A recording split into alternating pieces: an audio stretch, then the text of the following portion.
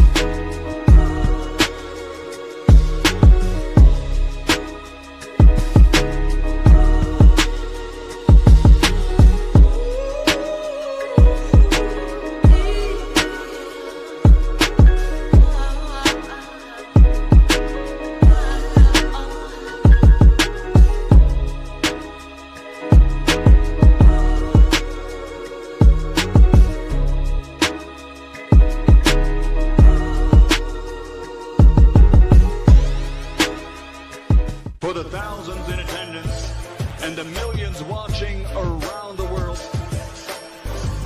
ladies and gentlemen, let's get ready to rumble! Yeah. What's up, family? This is our boy, Coach Malachi, in the building. We're back. Too Many Podcast. We are back. And boy, I can promise you, boy, we got some clips. We got some new shows. We got some shows we did this week, especially yesterday. We had a short show yesterday. I'm gonna make up for it today though. And we got some stuff we need to repost. Y'all get ready to get locked and loaded, man. Y'all share this show, man. This gonna be a good one. I can promise you that. Hey, okay. True. Yeah, it's gonna be a good one. They say, Coach, how you doing? Coach? How you able to come in and day out? You get what I'm saying, Coach? And, pitch the shutouts that you be pitching. I said, well, it is what it is, man. Sometimes when pimping is pimping, shout out to Mika Love him. Sometimes when pimping is pimping, you get what I'm saying? Sometimes when you put the pimp hand down, you know what I mean? You dig. And, when you push the P, if you push the P right, you get what I'm saying?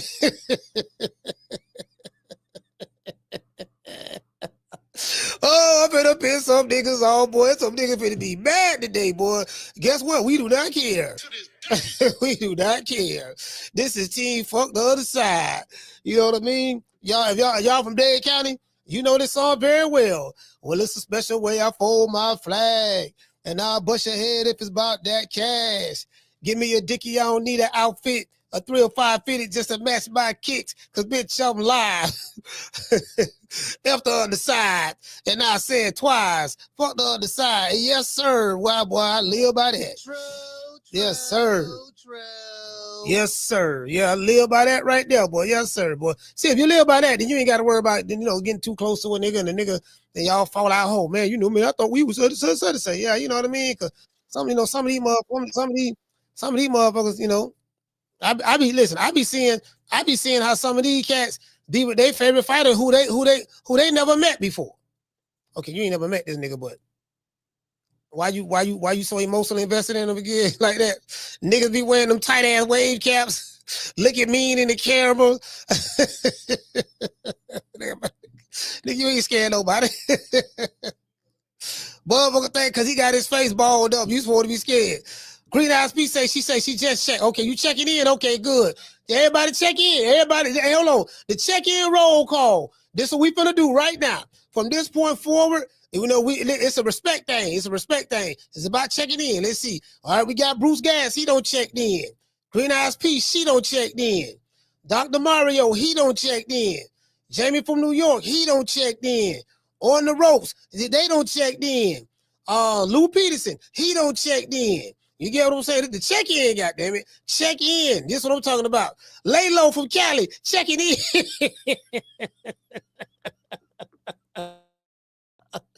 Hello. Hey, Lalo, you got the motherfucking.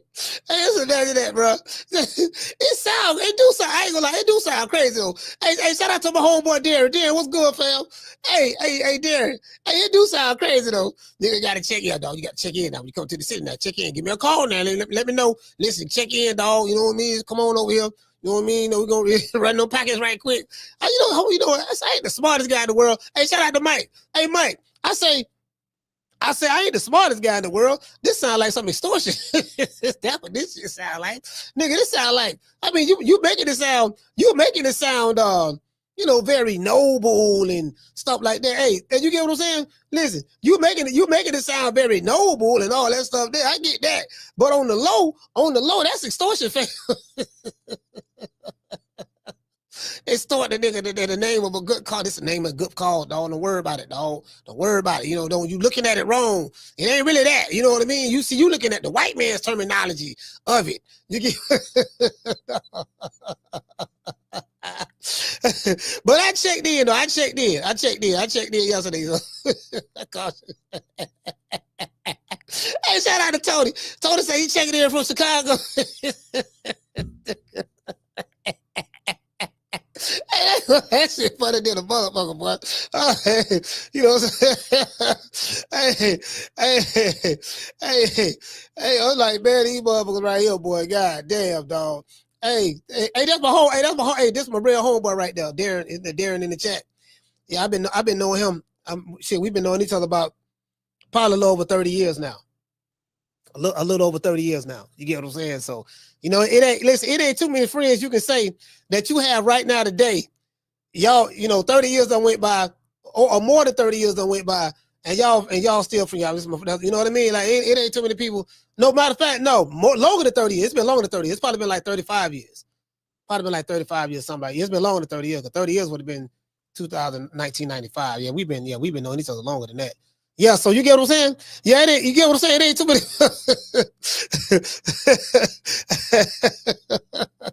Boy, listen, boy, today, boy, we for the body some niggas today, boy. It's some niggas need to be bodied. Boy, listen, the first one on the hit list. Listen, I found the video of Fat Joe. He say the Puerto Ricans ain't doing too good. Well, I don't know about Puerto Ricans, but I think he said the Terror Squad, they ain't doing too good. They devastated about his knockout loss, right? Then I found some Edgar Berlanga fans, had to be from the Terror Squad. I found some Edgar Berlanga fans. They say they got proof. They got the evidence. God damn it, that's needed. They got the evidence that's needed to prove that Edgar Berlanga was cheated. I was like, okay, all right, God, this that Deontay Wilder shit all over again. Hey, shout out to my main man Ali. This that ATL all over again, fam. Not ATL, Deontay Wilder. I said all over again, dog. All over again.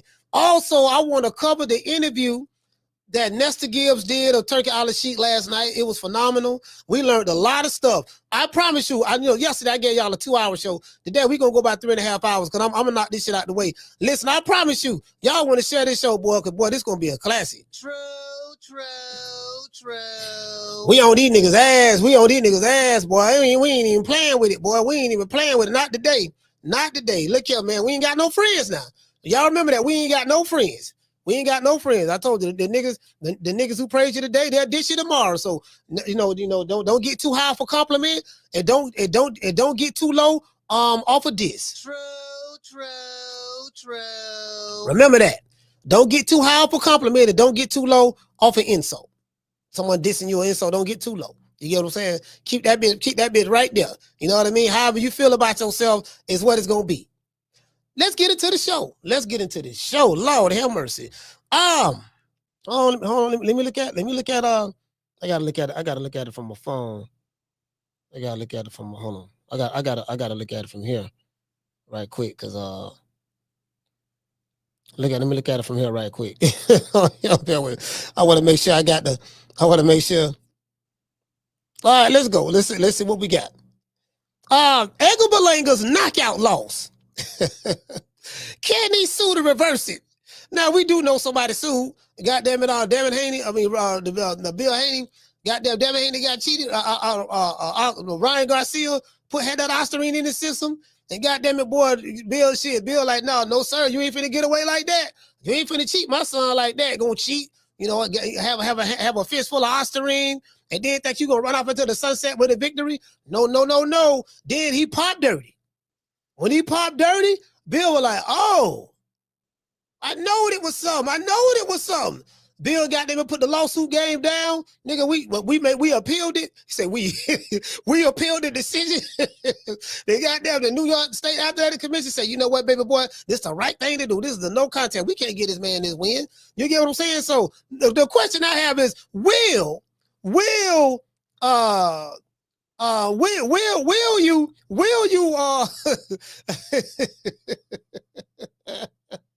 will Edgar Berlanga be able to, you know, put that big lawsuit in on Turkey Island, because he got to sue Turkey Island Sheik? You know what I mean?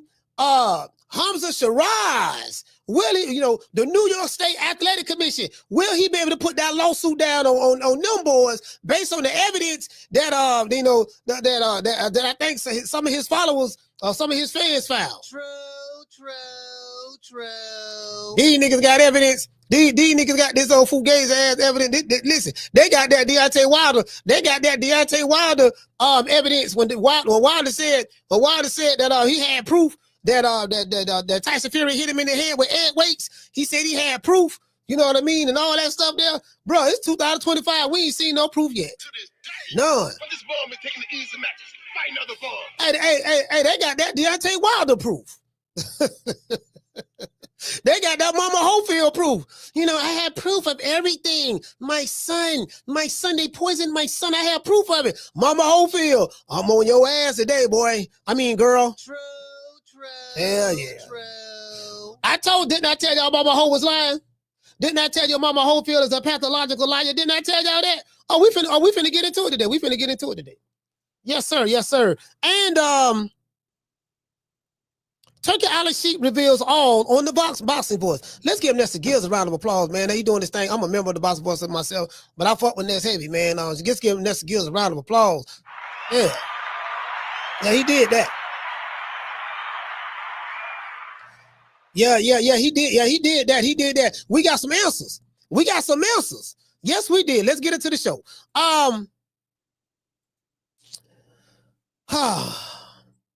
Edgar Berlanga's wife has started a firestorm with this bullshit conspiracy theories about Hamzah Sheeraz, the New York State Athletic Commission, and Edgar Berlanga's team members. Berlanga's wife accuses Sheeraz of conspiring to cheat her husband with loaded hand wraps. True. Now I'm gonna tell you why I tied in Edgar Berlanga's team members.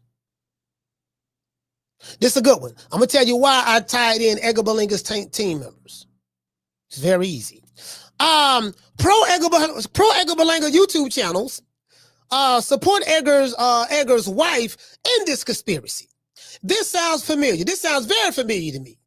I just gave y'all a hint earlier. This reminds me of when Deontay Wilder got his ass whipped by Tyson Fury on Black History Month in Las Vegas. True. I seen a video where a nigga kept talking about something, you know, yeah, man, he was flicking the jab. Talking about, yeah, with Tyson Fury, it's impossible for a man to flick the jab like that and have your hand bent back at a 45-degree angle. That's impossible to be able to do that. And then, you know, you get what I'm saying? He was saying, oh, I'm like, bro, I say, man, this shit right here, boy. I say, these niggas must be slow, boy. I'm like, this nigga talking about some flicking the jab. Then we found this one lady, she went to hollering about Wilder came to the ring with the wrong rapper and the nigga was rapping the wrong lyrics and all that stuff there. Listen, this one got me right with this whole the Wilder thing. Just to pivot a little bit, right? They overlooked the most obvious thing. They said Fury, they know, you had young Pharaoh, young Pseudo. You know, they call him Young Pharaoh, but I call him Young Pseudo. I got that from the Armor Rock Squad. Young Pseudo, you know, around here talking about something. Yeah, they listening to Young Pseudo because he the one started that shit, and all these other niggas with the grasp of straws. Yeah, man, look what happened they went to tie the first fight to the second fight. Then you get what I'm saying? I say, man, these niggas done went crazy, man. They don't turn the first fight to the second fight, and I say, God damn it, here we go. Here we go. Here we go, goddammit. Then the rapper was rapping the wrong lyrics. And I said, ain't nobody said nothing about, the two gay dudes, Donato and Crowley from the Glam Squad. I showed y'all that, the one who talked like this. Well, Deontay, I can't believe Deontay threw us under the bus. I'm the queen of Melrose. Hey, then Crowley. Crowley, was it Donato? Yeah, it was Crowley. I'm the queen. I'm the queen of Melrose. I showed y'all that video. This nigga, they ain't said nothing about this man got two. He got two booty bandits making his costumes. Y'all ain't said nothing about that. And again, I don't want to throw anybody under the bus. He had our brothers, our Caucasian brothers and sisters from the LGBT community making his costumes and stuff. They ain't said nothing about that. I said, well, shit, you get what I'm saying? He was paying like $65,000 a pop. I said, then they paid you all, they charge you all that for that shit? You know what I'm saying? Nigga looking like a Power Ranger came out there with that Power Ranger outfit on. Yeah, nigga, shit, nigga, that's why you got your ass whooped. Anyway, that's neither here nor there. That ass whipping was so bad that Wilder, his brother, and the LDBC and Deontay Wilder fans cried foul at the outcome of that fight. They could not take the L. There are videos of Fannon and Boxing SheGo crying on camera when their king Tyson Fury when their king got knocked out by Tyson Fury. I swear to God, I showed it on the show. Them niggas were crying. Them niggas had no broke down cry. Oh, he showed plenty of heart. She go like, shit. He showed plenty of heart. And then for Fannon, his bottom lip was trembling. He was like, oh, Deontay Wilder got, hey, the nigga whole face with the contorting. He thought Wilder was gonna win, and then his whole face with the contorting. And I said, I mean, this nigga's crazy. Nigga whole face with the contorting. I said, damn, that's what this reminded me of. You know what I mean? When Errol Spence got his ass beat by Terrence Crawford, Spence fans said Crawford had something in his gloves. They also said that Spence was a clone. They said Spence was high on edibles. They said Spence suffered from high altitude sickness. They said Crawford cheated by using sniggity snack, etc., etc., etc. Do you see the pattern? Two dudes from the PBC fans came out, it is what it is, right? Now we have this. At this point, every time an American hype job get their ass whipped, American boxing fans should scream foul. True. Look here. Now, I just gave y'all two examples, Errol Spence and Deontay Wilder. Now, Edgar Berlanga, not to be out there, because we had two black Americans, you know what I mean? One black American and one black American and Jamaican and Errol Spence. We seen that happen to the brothers. Now, but not to be outdone, the Puerto Rican assassins say I should not allow Deontay Wilder and Errol Spence to outdo me with their excuses. No, sir. We got them. We finna go to hand rap gate. Yeah, that's what we finna do. He came out of nowhere. Now you got listen. I see niggas. I'm seeing videos out the woodwork. I said, damn, I ain't know. Where are these Puerto Ricans coming from with these? I know they Puerto Rican. It can't be nobody else. I said, where are these Puerto Rican boxing fans coming from with this shit? Like you get what I'm saying, bro? I got the receipts. I'm gonna show y'all. You know what I mean? So it is what it is. Now I'm gonna say it again. I know there's some bullshit. But I want to entertain this for the laughs. I really want to entertain it for the laughs because this shit funny to me. This shit is very, very funny to me. You get what I'm saying? Just when you think it couldn't get any worse for Berlanga, it does. True. If Berlanga's wife is so sure that her husband was cheated, maybe she should get Berlanga to sue to get his zero back, to get his O back. Maybe Berlanga should just sue. We gonna get the O back. Just very similar to what our good brother Bill Haney did to Ryan Garcia. We know what we gonna do. We take it to the New York State Athletic Commission, and we got to get an investigation. We got to investigate this here.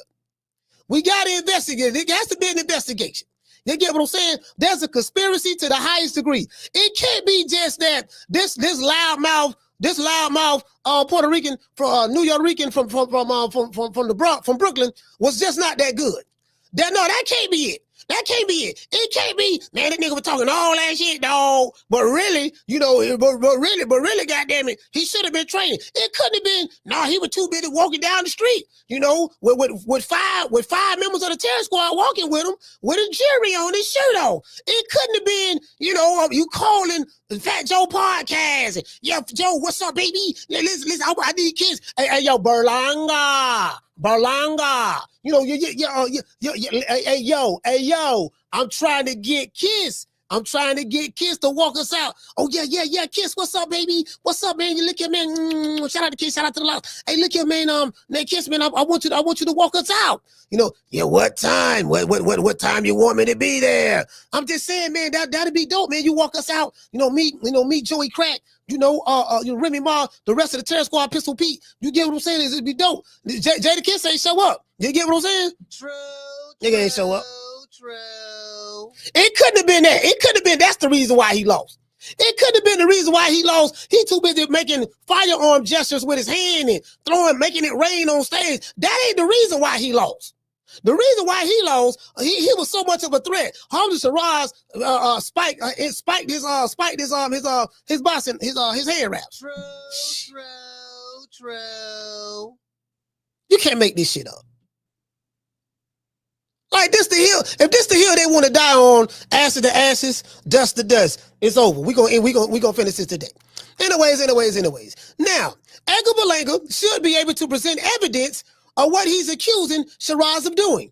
Like the same evidence we got from Mama Hofield. Y'all remember that evidence? Mama Hofield showed where she proved that Shakur Stevenson stole our passports and ripped the signature page out of our passports. Remember that evidence she showed? Oh, I forgot she ain't showed that. What about the other evidence she showed? The police report, where the police came to her Airbnb, snatched her out of her house 3 o'clock in the morning with her panties on, found drugs in her car, put firearms to her and her son's head, put them in the car, you know what I mean? And right when they finna get ready to go to jail for possession, and the phone call that they received, the tow truck driver put his hand on the hood of the car and cracked the case and told the doggone the police officer, well, they couldn't have did that, officer, because this car is ice cold. It has to be driven in hours. You get what I'm saying? That proof. True. Yeah, that evidence right there. Every time a nigga in Boston go to holler about they got evidence or something, we don't never see the evidence. Do y'all notice that? Every time a nigga go to holler about, yeah, man, we got evidence, man. We got evidence of what's going down. We don't never see the evidence. Never. We ain't seen no evidence yet. Nothing. You get what I'm saying? Niggas talking about something. Yeah, nigga, we got video footage. Where the video footage at? Oh, y'all finna buy it. Mama Hofield finna get it today. She finna get it. I promise you she finna get it. I ain't playing with her. Anyways. Yeah, but as I said before, if Edgar Berlanga should be able to present whatever evidence he has, whatever evidence he got accusing Hamzah Sheeraz of cheating. Do you believe that Edgar Berlanga has proof that the New York State Athletic Commission, Hamzah Sheeraz, and a member of his team conspired to cheat Edgar Berlanga? I'm gonna tell you why I threw members of the team in there. Because let's say we go down this rabbit hole, right? And let's say we agree. Let's say everybody in the chat agree that something nefarious went on the night that Hamzah Sheeraz put hands and foot, on Edgar Berlanga and knocked him out in front of everybody.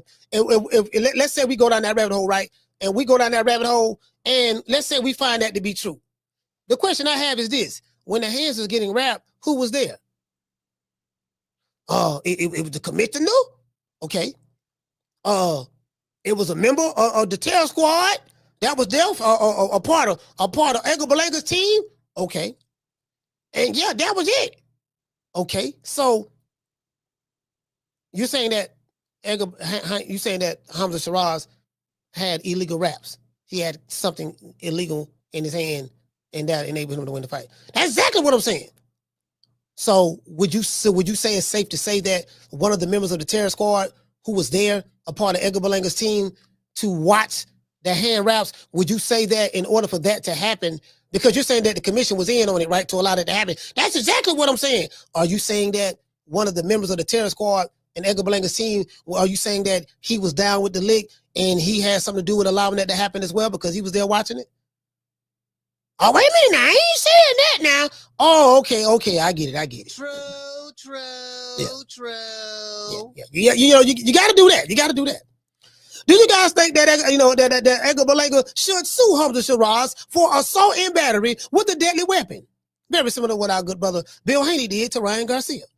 Or do you think that Edgar Berlanga is embarrassed for getting his ass knocked out in front of everybody and he just can't take the L? To this day. Lean back. Yeah. This ball been taking the easy matches. Fighting other balls. I would love to see what you guys think about the matter. When I drop the phone lines, I want y'all to call into the show and tell me what do you think. Also, Turkey Al-Sheikh was on the Boxing Voice last night, and at the 4-hour, hold on, I want to get this right. At the hold on, wait a minute. What Mama Ho at? Mama Ho. Mama Ho. Mama Ho. Mama Hofield. Everlasting base. You get what I'm saying? Mama Hofield. Mama Hofield. Okay, at the 4 hour, 24 minute, and 21 second mark. Yes to the serve. This when it get real good. Very, very interesting. This is when it get very interesting. True. Yeah. We finna get a shovel today. We digging ditches and we burying motherfuckers. We is not playing. To this day. No, sir. No retreat, no surrender. No retreat, no surrender. You know what I mean? I don't need no new friends. I got enough friends. I got a whole bunch of friends right now. You get what I'm saying? Trying to get rid of some of them niggas. Shout out to my homies, man. Y'all know what it is. True. Well, I would be like, man, I do.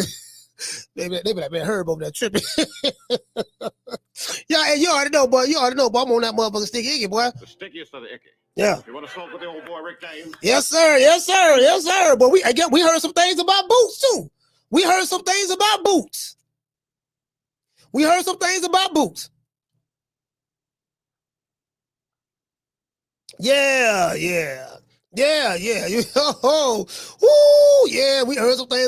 too. Yes, sir.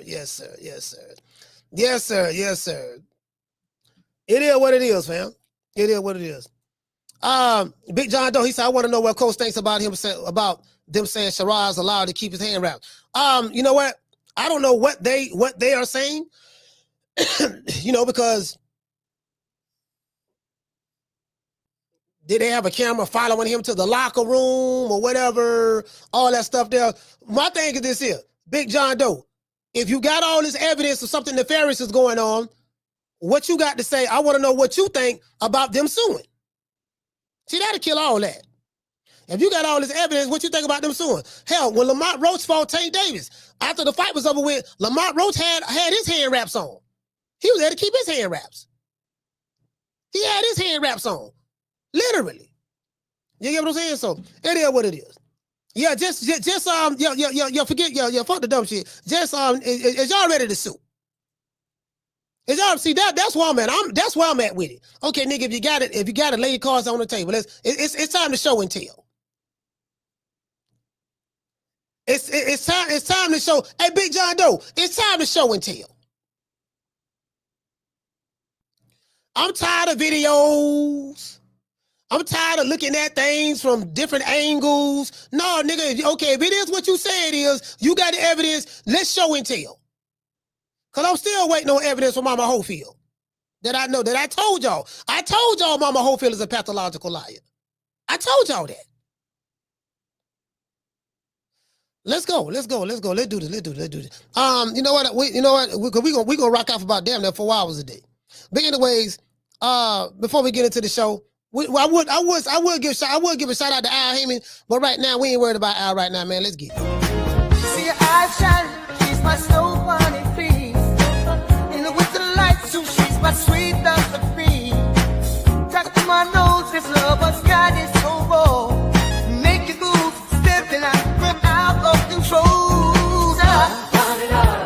It's me against the light. Snow bunny. Moving on the bar. Everything's alright. Got that smooth soul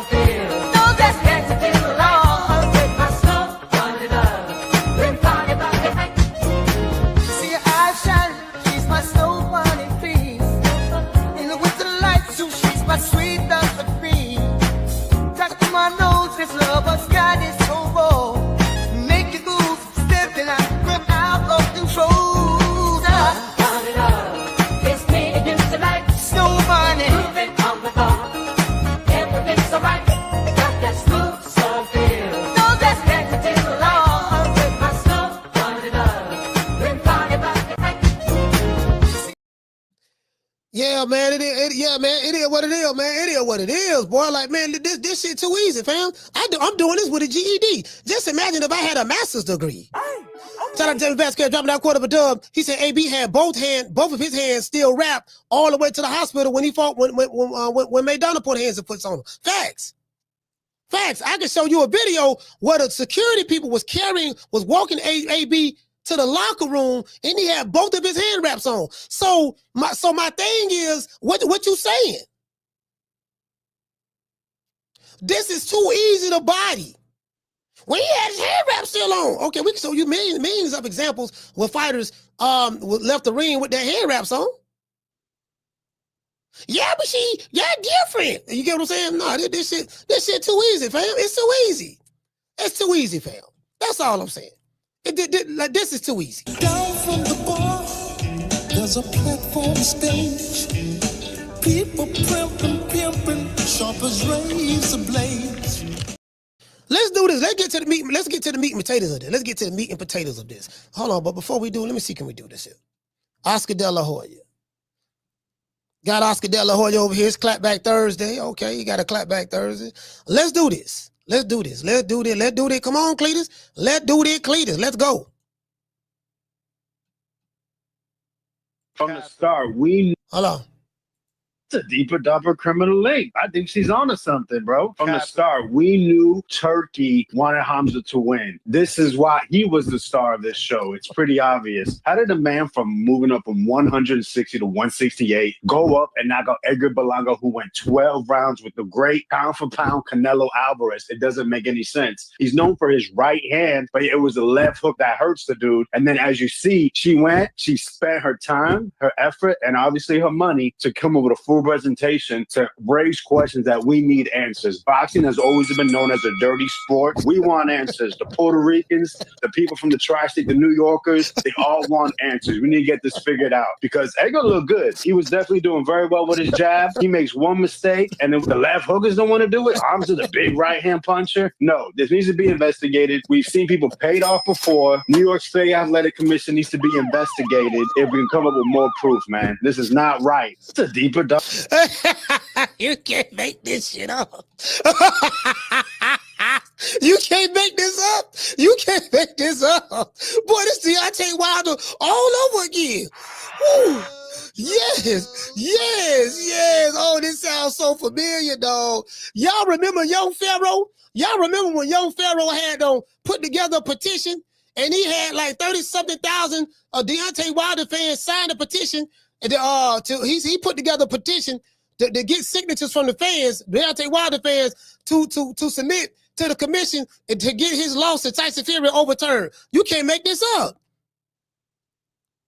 The ball, man. He said the Puerto Ricans want to know. He said shout out to Tim Bradley. He said, look, the Puerto Ricans want to know. The Puerto Ricans want to know what's going on. The Puerto Rican fans, you get what I'm saying? You know, I was like, oh man, come on. He don't throw the Puerto Ricans under the bus, fam. Damn, man, y'all going outside, bro. Anyways. Hey, shout out to Tim Bradley. Hey, okay. Dropping that half a bam, dropping that dub on your boy. Hey, Leroy. I guess he said, did Edgar Berlanga have another parade, or did he have a festival? Nigga had a parade last time. Is he gonna? Hey, Tim, I asked about that yesterday. Is he gonna have a parade this time? Down from the bar, there's a platform stage. People pimping, sharp as razor blades. Bruh. Hey, listen, the Boston boys got some of the funniest callers, bro. Let's listen to this again now. Now this is the proof that they have. This is the evidence that Edgar Berlanga, because I'm pretty sure Edgar Berlanga's behind this. There's no way his wife is doing this and he ain't doing nothing. I would be a fool to think that, yeah, baby, no, baby, look, baby, you really wanted to fight. Baby, he caught me good. No, baby, he didn't catch you good. You really wanted to fight. You think so? You know, Fat Joe said he thought I was doing good. You was doing good. We ain't going out like that. Baby, look at him. Say something wrong with his glove. Look at the glove. What's wrong with the glove? He took the glove off. Look at the hand wrap. Why they took that one? Why they took the right hand wrap off, but they left the left hand wrap? Look at the stuff right here on top of it. What that is? yeah, that is kind of fishy. No, baby, we ain't going out like that. Baby, we finna, listen, I'm finna put the evidence together. Let me get some of that money. I'm finna put the evidence together, baby, and listen, we might take this to court. True. This just can't take the L. They can't take the L, fam. Upper criminal link. I think she's onto something, bro. From the start, we knew Turkey wanted Hamzah to win. This is why he was the star of this show. It's pretty obvious. So Turkey wanted Hamzah to win. That's why he was the star of the show.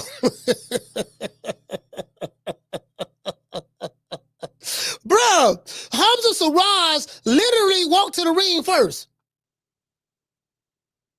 Edgar Berlanga was the headliner. Edgar Berlanga walked out last with the Terror Squad. He was introduced to the ring last.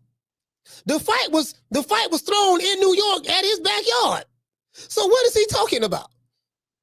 The man from moving up from 160 to 168, go up and knock out Edgar Berlanga, who went 12 rounds with the great pound for pound Canelo Alvarez. So see, this what kind of nigga logic right here. This is what kind of nigga logic. Now, wait a minute, man. He went 12 rounds with Canelo, man. He went 12 rounds with Canelo, and then he get knocked out by this dude? How is that? Okay, all right, let me explain something to you. One, styles make fights. That's one. Two, okay, he went 12 rounds. He went 12 rounds with Canelo. What did goddamn do? So did John Ryder. John Ryder went 12 rounds with Canelo. Jaime Munguia went 12 rounds with Canelo. William Skull went 12 rounds with Canelo. Okay, so what? He did the same thing the other three fighters did before him. Yeah, I mean, he went 12 with Canelo, and then this dude just moved up and knocked him out. Y'all don't see nothing wrong with that? Yeah, no, ain't nothing wrong with it. The nigga got knocked out, fam. Welcome to the fight game, partner. Yeah, it worked like that. Yeah, it worked like that. Like this is Wakanda nigga logic, but for Puerto Ricans. It doesn't make any sense. He's known for his right hand, but it was the left hook that hurts the dude. So listen to the logic in this. Look at the logic. He known for his right hand, but he got hurt with the left hand. You see what I'm saying? Y'all don't see nothing fishy about that. Listen, man, he known for hurting dudes with the right hand, but he knocked out Edgar Berlanga with the left hand. So what does that mean, fam? Does that mean, okay, because a nigga knock you out with the right hand, that, okay, well, he known for having the right hand, so that means that he's devoid of knocking you out with the left hand? Okay, if I'm known for having a right hook, if I'm known for having, okay, Tito Trinidad was known for having a mean left hook. Tito Trinidad was known for having a mean left hook. Do you think that he didn't knock anybody out with the right cross or the right hook? Of course he has. You get what I'm saying? Okay, yeah, he got that. Does it mean that he don't have power in the other hand?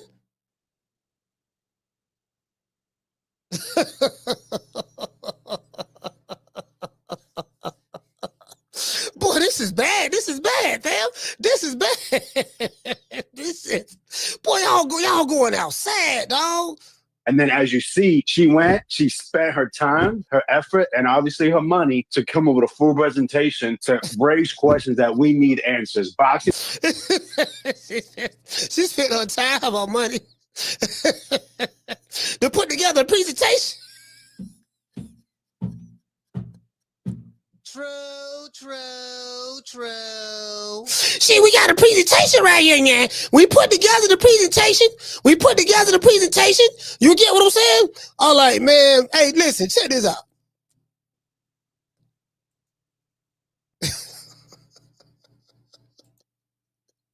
Pole brother. Look here. CJ from the 504. Pole brother. My pole brother. My boy, you know what? I ain't gonna lie. hey, hold on. Listen. I ain't gonna even lie to you, bro. But I got to do it to you. I got to do it, brother. I got to do it. You asking for this. I got to do it to you, CJ. I got to do it to you. You get what I'm saying? It is what it is, bro. CJ, so what you see? CJ, so hold on. CJ, so what you trying to say? So CJ from the 504. CJ from the 504 he said Canelo couldn't hurt Berlanga, but Sheeraz is a knockout artist.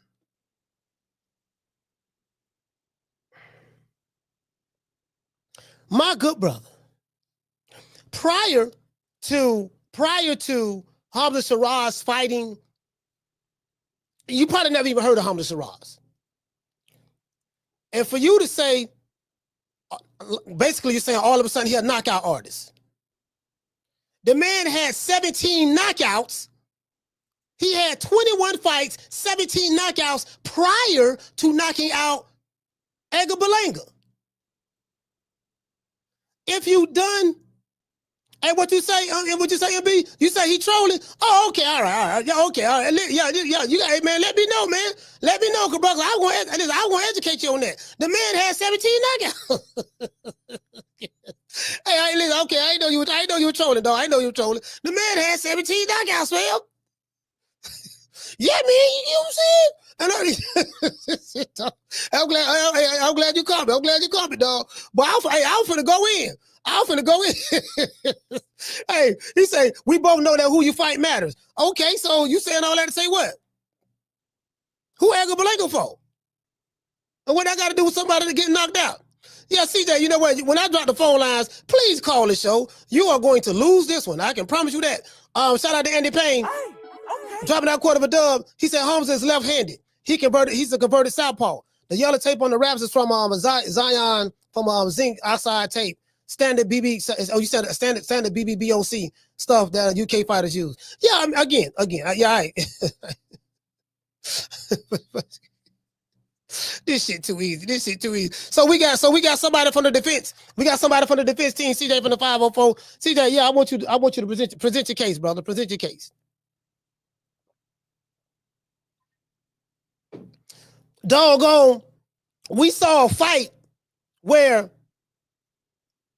Jaime Munguia fought a dude from France named Bruno Soraki. Bruno Soraki had 4 knockouts. This is how much of a fool you looking right now. If I was to go down that logic, Bruno Soraki had 4 knockouts. Guess how he got his 5th knockout? He knocked out Jaime Munguia in Mexico. True.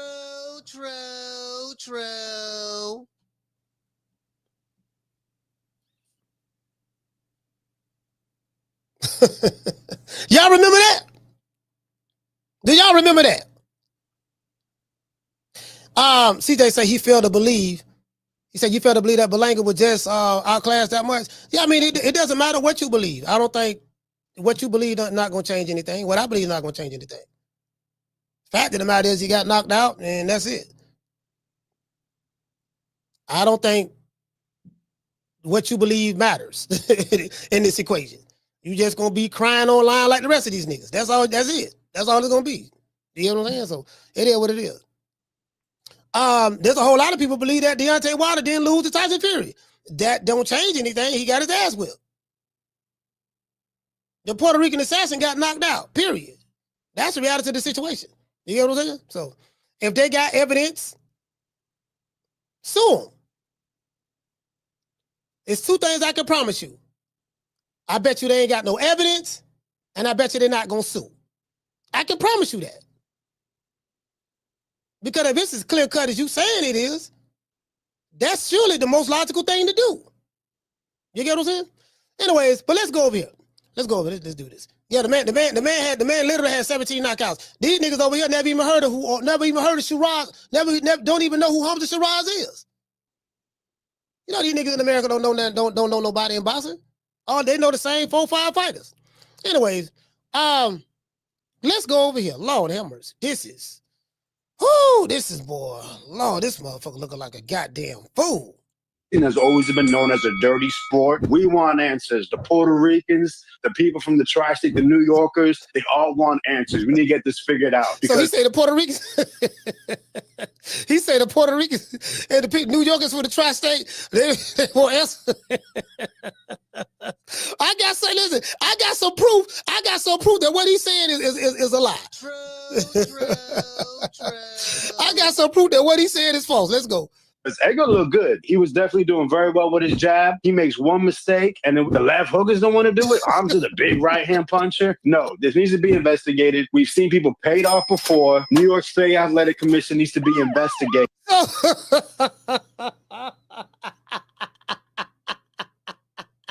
Hey, so we got to investigate.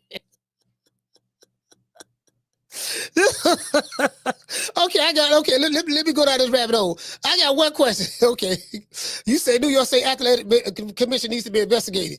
Okay, who gonna do the investigation?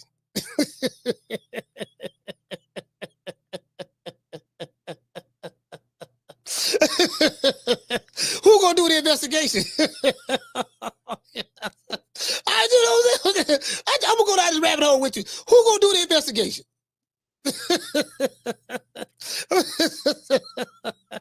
You get what I'm saying? Boxing, the dirty sport, cricket is that. Yeah, man, they need to be investigated. By whom?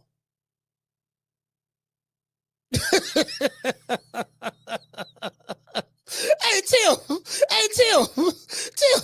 that's a good question. Who by who? Who gonna investigate him?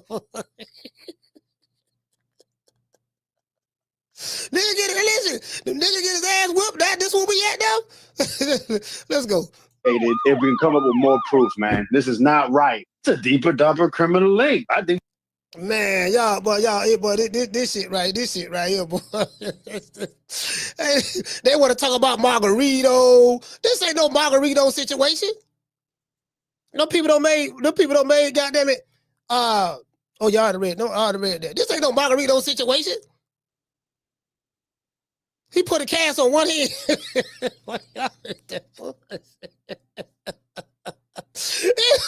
Let's go over here. Let's go to Berlanga. Let's see what Fat Joe at? Fat Joe, where you at, baby? Shout out, and listen, man. Shout out to Jada Kiss and Fat Joe, the podcast. Lord, boy, listen, boy. Y'all want to hear some funny shit? I got some funny shit for y'all right here. Let's go. And his wife is like, Berlanga's wife was like, who knew? I said, like, what? She was like, that you guys were so funny. Your podcast is I do not own the rights to this material. It's for education purposes only. I want you to hear what the Cuban/Puerto Rican artist by the name of Fat Joe, let's hear what he got to say. I don't know. Have you been getting that experience? A lot of love. Airports, diners, malls, Louis stores. Hey, the kids don't give a damn what he wear. Hey, you can tell. Hey, listen. When a motherfucker got money, when you got real money, this how they dress when you got real money. Motherfucker like, man, what kind of hat this is? The pink shirt and short. When you got money, like you get what I'm saying. When you comfortable and stuff like that, this how you dress. True. Let's go. A lot of love. It's crazy, man. The other day, a FedEx truck pulled up on me and was saying how the crowd turned on him. Oh, here you go. Man, that was hard. And just laughing and shit. Like, yo, these guys are crazy because we all crazy. Here you go, right here. But Berlanga, man. He hurt. He hurt for real. He hurt. And he took that L, man, my little brother.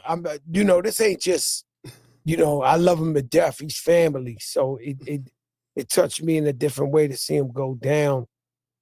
Shout out to Hamzah, everybody who threw the event. They took care of us, the Turk. You know what I mean? Turkey, for Saudi Arabia. Salam alaikum, my brothers. But, man, that was hard. And, they put him through concussion protocol. He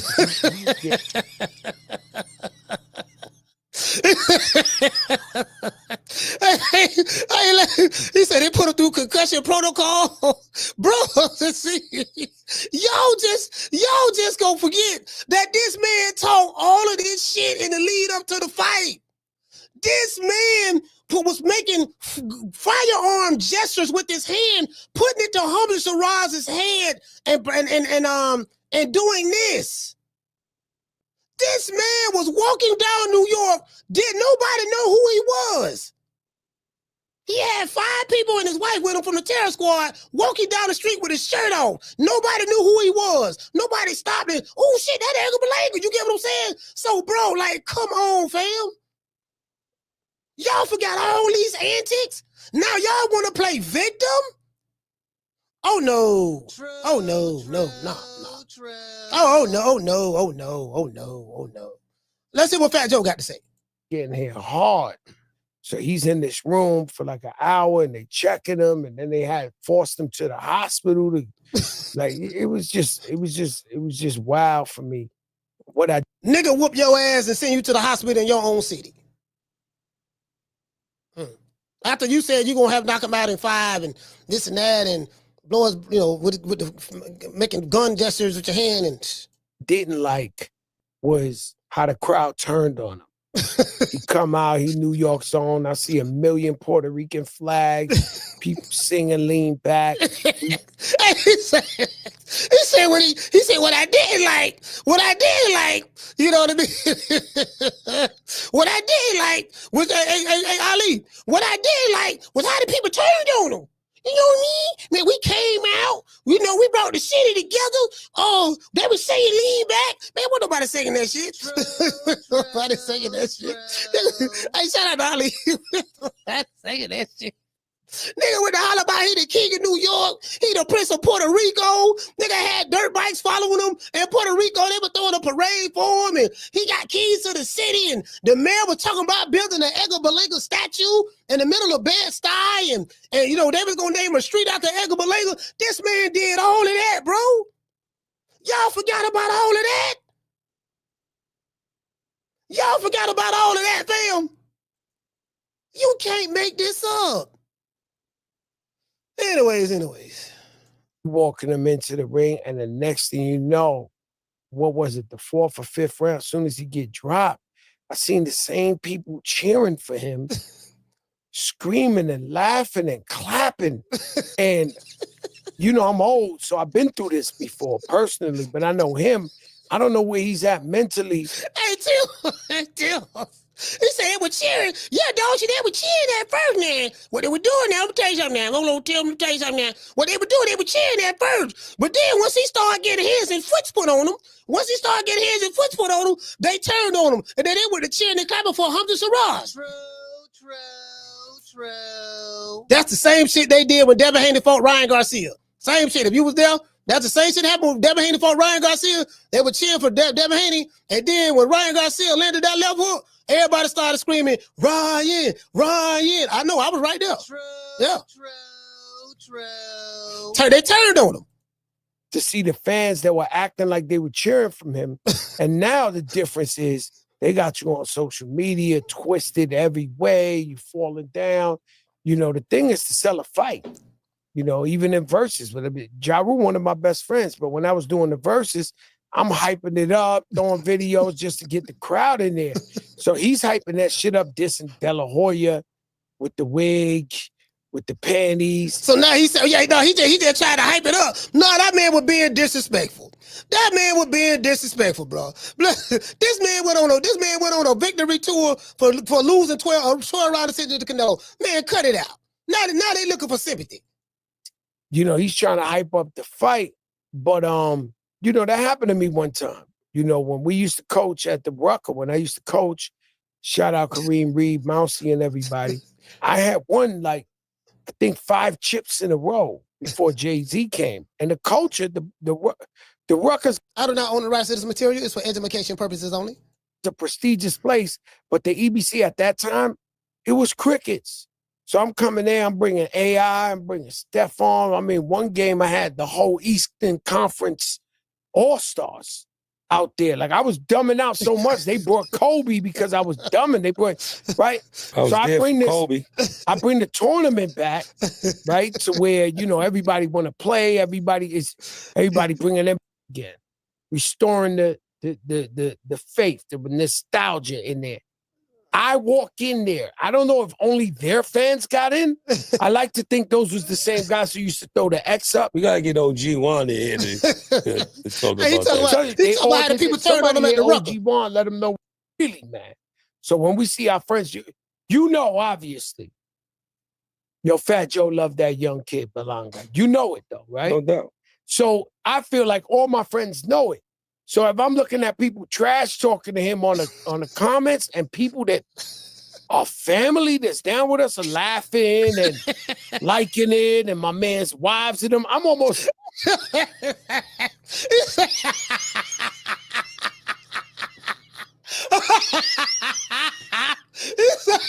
yeah, man. I see people that we down with. You know, they laughing and liking the videos, the pictures and stuff. He's like, wait a minute, man. I thought we was all right. It's like, what does that tell you, bro? What does that tell you? Niggas that's down with the Terror Squad, liking videos of Edgar Berlanga getting knocked out. What did that tell you? That mean they was tired of him, fam. They was tired. Bro, what does that tell you?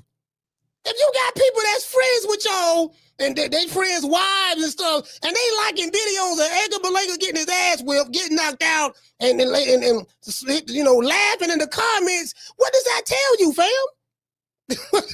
So you know they were Puerto Rican. So the Puerto Ricans was tired, fam.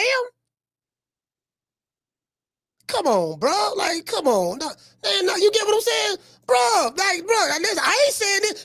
This was Fat Joe. Don't get mad at me. Get mad at Fat Joe. This was Fat Joe saying. Shout out to Andy Payne. Hey, okay. Dropping that quarter of a dub. He said Hamzah left hand converted. Oh, yeah, I read that already. Shout out to Mr. T. Hey, okay. Dropping that quarter of a dub. He said Berlanga with 12 with Canelo because he was on his bike like Charlo was. Edgar is another overhyped Ameribomb and while making Salat again in the future, and we'll be making Salat again in the future. Man, bro, you can't make this up, man. That's what Fat Joe said. Fat Joe saying the Puerto Ricans was laughing at. That's what he said. Hey, this is like when Trump won. I almost ain't talked to half the people I knew that was going for Trump. So it was like, yo, I'm over here when he loses, they clowning him, and people I know who know I love him are in the comments laughing and so, yo, he had to learn this lesson. I mean, it's tough. It was tough for me. I'm sure it's tough. He said he heard. Yeah, man, people in the comments that I know, dog, they were laughing. Yeah, man, the nigga need to learn this. Bro, they was tired of him, fam. Bro, you got people who know the Terror Squad. They know Fat Joe. They know Pistol Pete. They know Remy Ma, and they in the comment section laughing. Ain't 96. They laughing and clowning in the comment section. What does that tell you, fam? True. Hey, Coach Eddie, what does that tell you, fam? How you gonna get mad at me? I didn't say it. Fat Joe said it.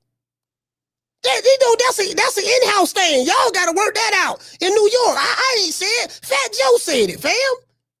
Don't get mad at me. Get mad at Fat Joe. He the one said it. He said all the Puerto Ricans in New York turned on Edgar Berlanga. He said they laughing and kikiing and leaving laughing emojis and commenting in videos where he get knocked out at. Don't get mad at me. I ain't do it, fam. That's all I'm saying. Yeah, y'all, listen, man. Listen. I don't want you to get mad at me. For him. Hope he's safe and healthy and get back to training and get back on his ankles. And what you gotta understand, right? It's easy to comment about people. It's easy to have an opinion about somebody. But you know what I see is a kid from the projects in Brooklyn and the Lower East Side who found a way to make over 20 million. Yeah, nigga, whatever. Anyway, let's go over here. Hold on now. Turkey a la Sheik. Law was on the Boxing Boys. Boy, this was a good one. Now, it's too long, but no Diddy. But I got to show y'all this here. Boy, Turkey a la Sheik. Now, I told y'all about Mama Holyfield. I said, look, man, Mama Holyfield is a pathological liar. Mama Holyfield lying, dog, about all this shit. Nigga, I was in Fort Lauderdale today. Mama, there's no police report that was filed that Shakur Stevenson called the police on Mama Holyfield, and you know had their Airbnb swatted by SWAT, and they found drugs in the car and all. I told y'all you ain't gonna never see no proof or evidence of that. Remember I told y'all that? I was the only content creator in boxing that was stepping on, that proved everything, challenged that challenged all that shit he was talking about. I said, this motherfucker lying. Because I interviewed Emily, the yoga instructor, where they trained at down in Fort Lauderdale for the Shakur Stevenson fight. I'm the one that told y'all the reason why Kid Austin did not show up in London was because Mama Holyfield is a convicted felon.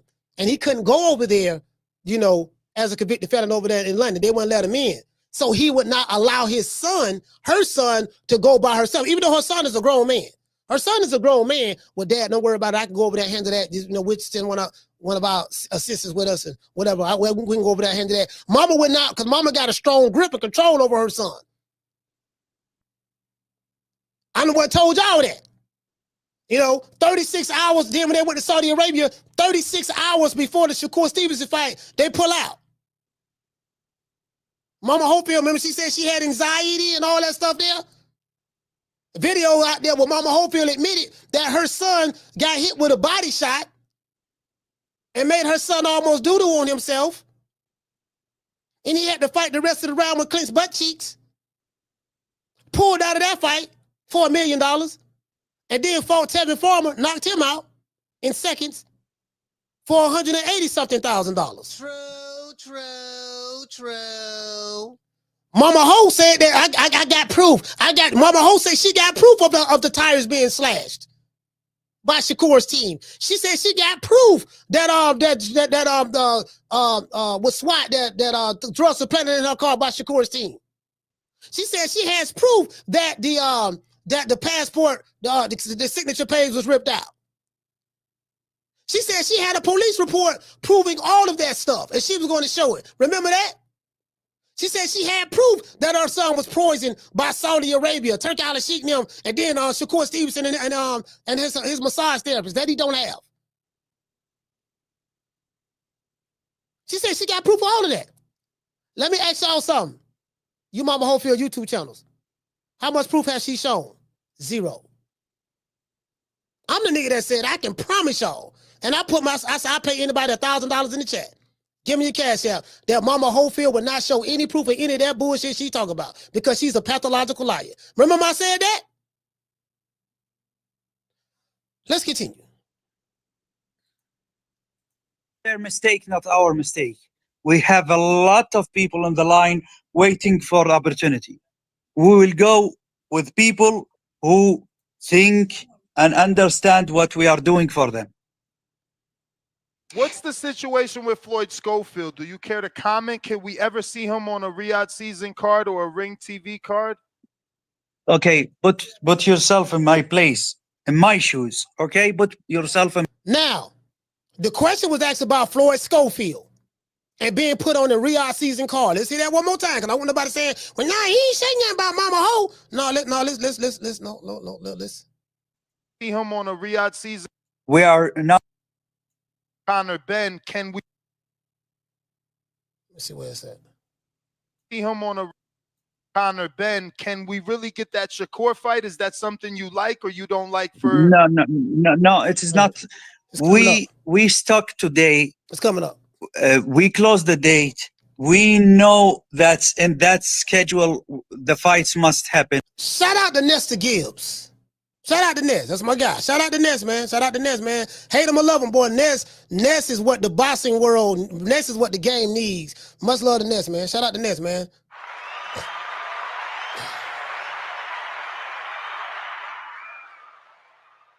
Let's continue. If someone not commenting this is not our job. We are not charity, you know? They doesn't comment and they doesn't understand the chance what we give in the table. This is their mistake, not our mistake. We have a lot of people on the line waiting for the opportunity. We will go with people who think and understand what we are doing for them. What's the situation with Floyd Schofield? Do you care to comment? Can we ever see him on a Riyadh season card or a Ring TV card? Okay, put yourself in my place, in my shoes, okay? Put yourself in my shoes, okay? Guy before 36 hours from fight with Shakur with good money. When I say good money, he quit. And suddenly his father saying a lot of things not truth about us and about my country. And after that, he go and take normal fight with 10% of what we offer for him. You think this guy deserves to give him another chance? You already said, now listen, you saw they put their head down, Tone ain't said nothing, Ness turned it to the side. I told y'all this man was lying. Mama Holyfield. Turki Ali Sheikh said Mama Holyfield lied on him. Said bad things that was not true about himself and his country and all that stuff there. I was the first nigga to tell y'all he was lying. I said, the motherfucker lying, dog. Literally. Mama Ho did not want that fight. The kid didn't want to fight. Mama Ho called anxiety. She take, I think Xanax for anxiety or something like that. I got the prescription on my phone. Literally. I told y'all that. Mama Ho ain't, the toxicology report. We got the toxicology. Show the toxicology. Let's continue.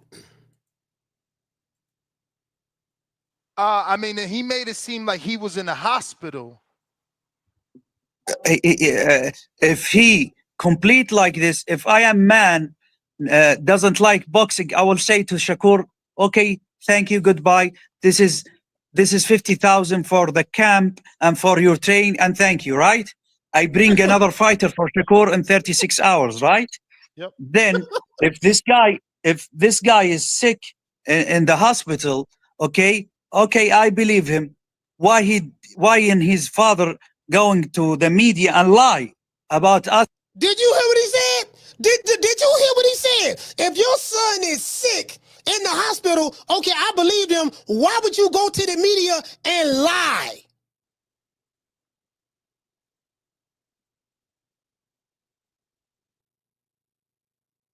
Hey, Ali, I'm just saying, fam. Hey, shout out to everybody watching the show. We got over 800 people watching this show. Let's give everybody a round of applause. Over 800.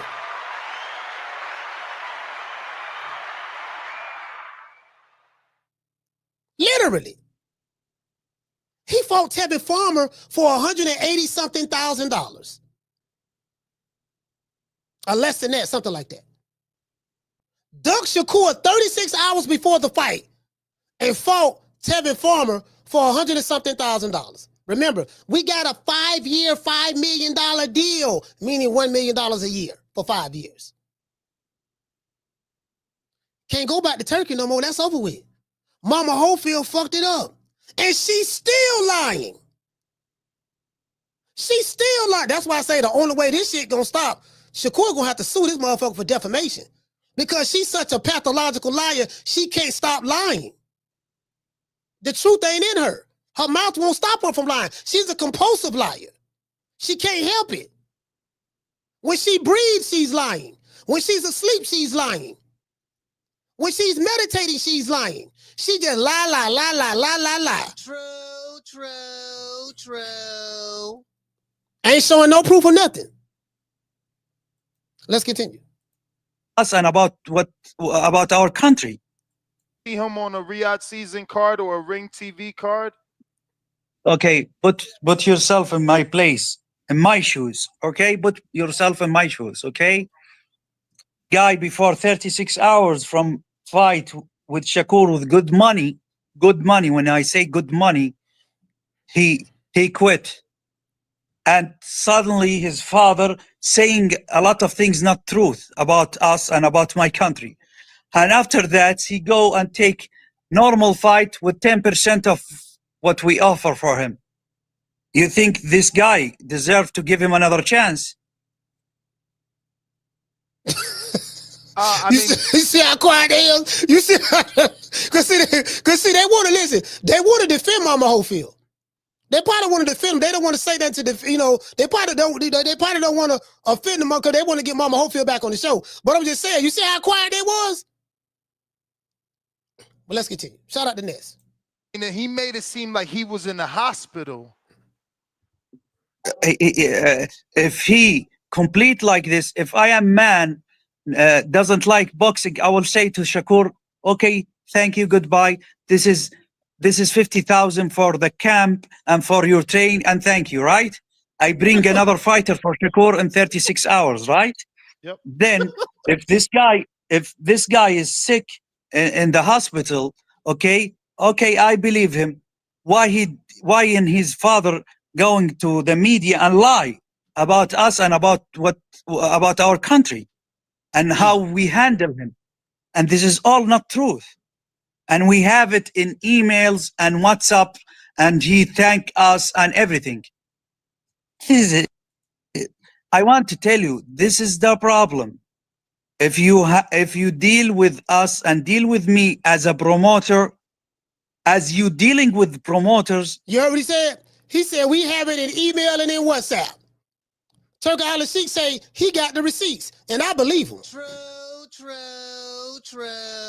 We have it in email and in WhatsApp. Mama Holyfield thanking them kids and saying all this other stuff like that. I told Mama Holyfield lied, bro. Flat out lied. You can't believe nothing Mama Holyfield say. You know, I don't like the motherfucker, so I got something personal against him, to be honest. I'm being honest with you. Because he put hands on my homeboy Freeway Ricky Ross's sister. So I don't like the nigga. But however, I don't have to lie on him. I showed you proof. I showed you evidence. I'm the nigga that dropped the video of him beating up Freeway sister up. I'm the one that dropped that. I show one thing about me, I show receipts. That's one thing about me, boy. I got receipts for your ass. Literally. You get what I'm saying? So let's continue. Let's go.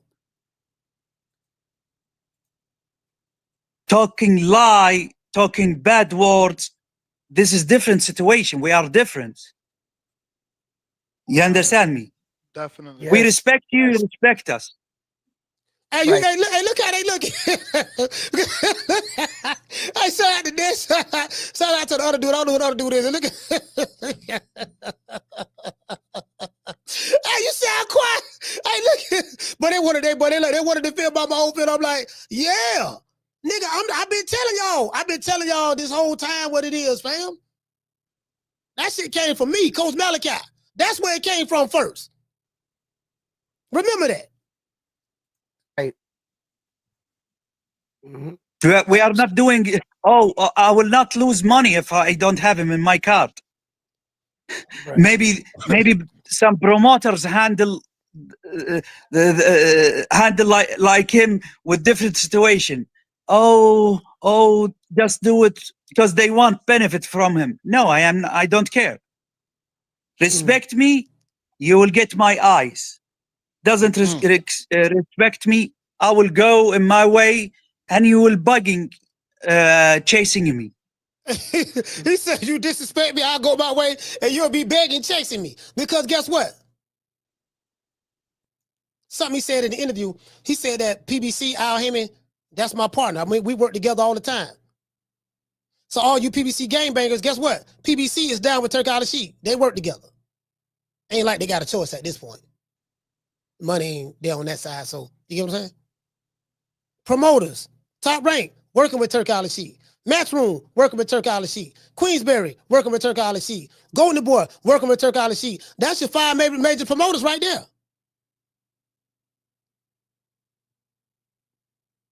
And then you add in DAZN. They said they ain't gonna have no more pay-per-view for DAZN, I think, after this year.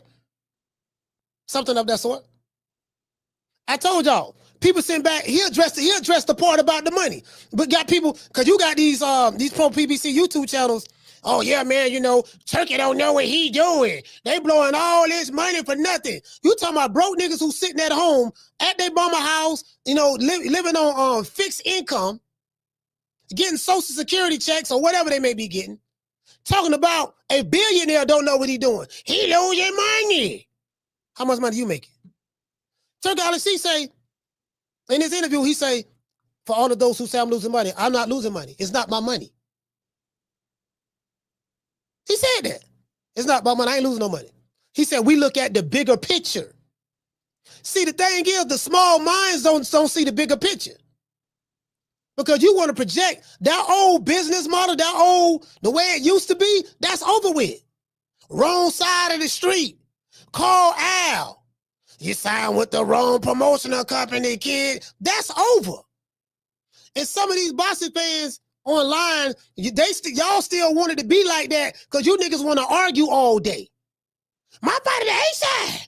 My fighter made more money than your fighter. Turk out the sheet, get rid of all of that. And guess what he said? He said something about Boots. He said that Boots, Boots moved up to 154. And he said, well, look, man, I got a fight we want to make for you. It's right here. I can play it. I'm gonna do a video on it. I'm gonna play what he said in the video. Some fella niggas scrambling right now. Pro Boost YouTube channel, they're scrambling right now. Understandably so. He said, look, the man said, yeah, man, I want to get a couple of tune-up fights first before I fight somebody. Took out a seat, said, well, look, maybe you can do it with Eddie. But when you want a real fight, come back over here. Turk Al Sheikh also said in this interview, he said, we only want to make the best fights. See, the American fighters who talk bad about Turk Al Sheikh, the American My Favorite Fighter YouTube channels who talk bad about Turk Al Sheikh, I can promise you, if you look at their fighter is one of the protected fighters in boxing. See, they believe in the witness protection program. These are the niggas who want to argue all day. You want to argue. I can't argue with you. You want to argue all day about your fighter, the A-side. My fighter got braids. My fighter got earrings. My fighter got a bow-legged red bone, baby mama. My fighter got Lambo with two or three doors. They just want to argue all day about nothing. They don't want to see the fights. True. Doggone. Turk Al Sheikh comes in and say, look, we ain't worried about your money. We ain't worried about none of that. How much you want? Okay, cool. How much you want? Okay, cool. Okay, but if you telling me you Megatron, you better be fighting Optimus Prime. You guys remember I say that all the time? I say, okay, you telling me this nigga Bam Bam Bigelow. You telling me this nigga Heat-Man. Well, if he Heat-Man, he better be fighting Skeletor. What I say the worst thing you could do to Coach Malachi is come over here bragging to me about how great your fighter is. My fighter is one of the four kings. He greater than Roberto Duran. He greater than Hearns, Hagler, Sugar Ray. Doggone, he Roy Jones 2.0. Okay, but guess what? If you gonna compare him to Hagler, Hearns, Sugar Ray, and Duran, he better be doing what Sugar Ray did. True. I say he better be doing what Sugar Ray did. He better be doing what Hagler did. Because you don't get a chance to claim the crown when you ain't fighting no goddamn body. To this day. I don't give a damn because you got a YouTube channel and he putting out, I love My Favorite Fighter content all day. That don't make that nigga the best. There are fighters, every time they move up to a different weight division, they fight the champion in that weight division. You got some young niggas right now in boxing, maybe a couple. I know one. I'm talking about the ones who's supposed to be big superstars. Ain't never fought for a title. Virgil Ortiz never fought for a title. They keep being pro almost 10 years. Boots moved up to 154. I'm hearing that Boots is Roy Jones 2.0. That's what I heard. That's what his fans say. That's what them niggas saying out of Philly. Not all, but some of them. Okay. Turk Al Sheikh say the man said he wanted a tune-up, a couple of tune-ups. Interesting. True. Yeah, so I got a video dropping on that. Let's continue. I know Hamzah Sheeraz is one of your guys. How did you take to the news that Edgar Berlanga's wife, Genesis Calderon, is claiming that there was some tampering with his hand wraps and or gloves? I want to tell you something. I don't take anything personal, and this is a situation. We are playing in a stadium. In the eye of the New York Commission, and they are the toughest commission in America. with big companies, with big contracts, with big referees, with cameras, with everything. Man said with cameras and everything. And don't listen, what we can't forget about is a member of the terror squad or Edgar Berlanga's team is right there watching everything, watching the hands get wrapped. Let's go.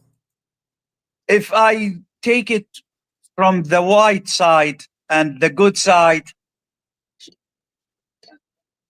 she's the wife of his husband, and the husband got beating very bad, and she want any excuses. I will.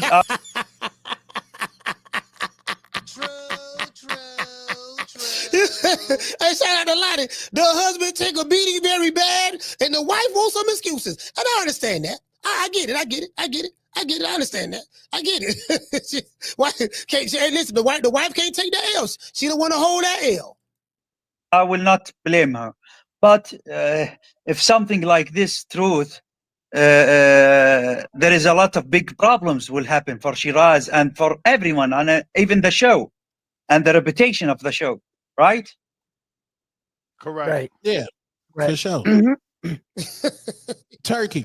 Now,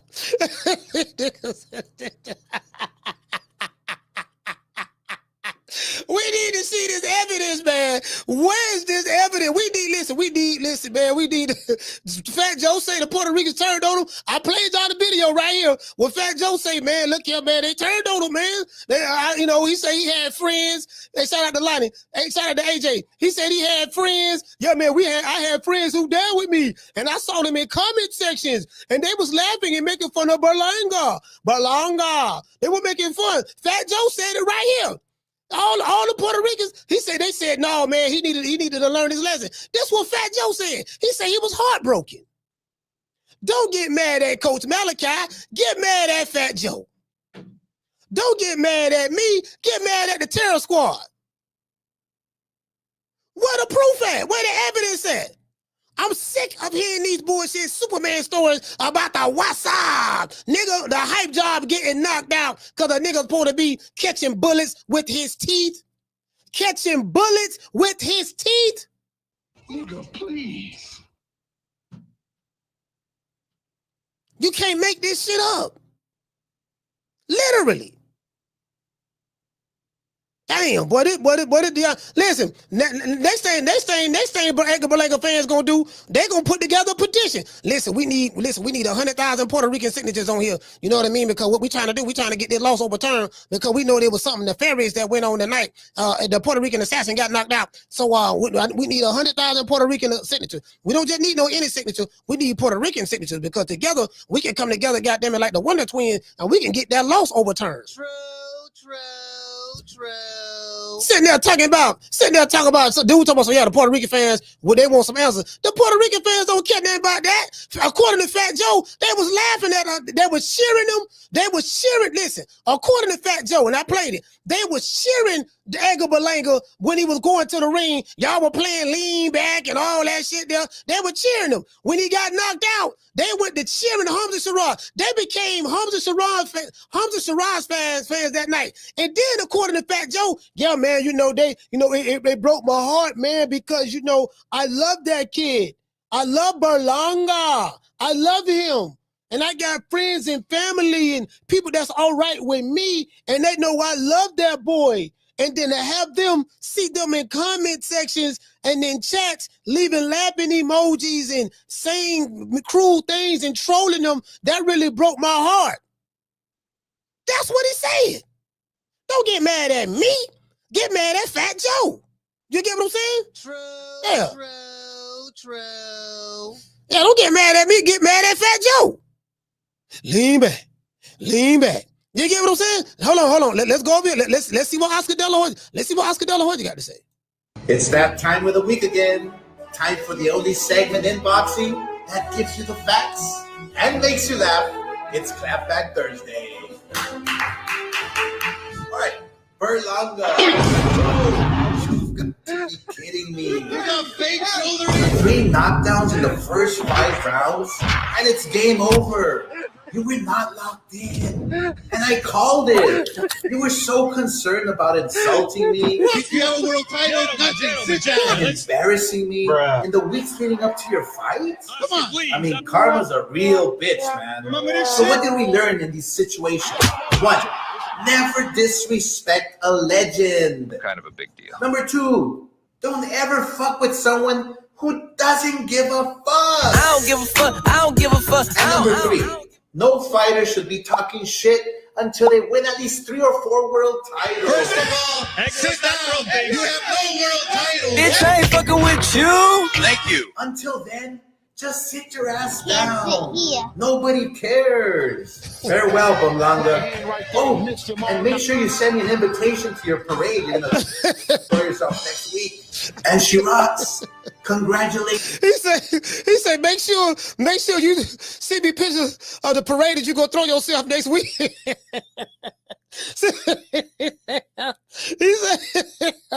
said he's gonna throw himself another parade. No more parades. No more parades, they say. No more parades. I'm telling you. No more locked doors. No more locked doors. That's wrong, that's wrong. He did nothing to you. Anyway. I wasn't really too familiar with you before this fight, but I have to give it up to you, man. Good job. You did something Alvaroids couldn't do. Get a couple of wins under your belt.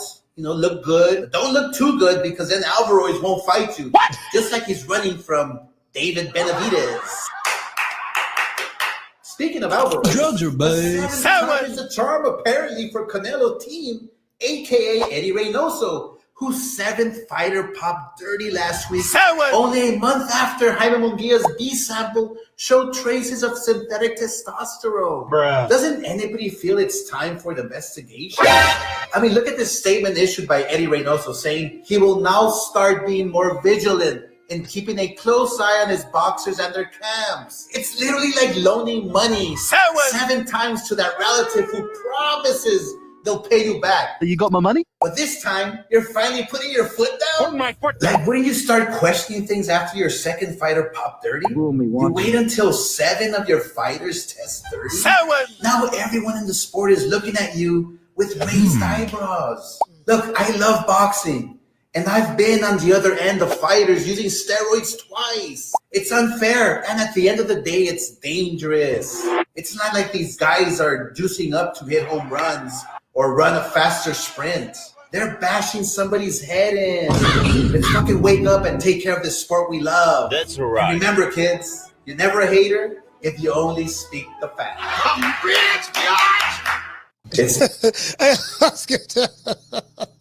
I ain't gonna lie, but I like Oscar De La Hoya, man. Oscar De La Hoya, man.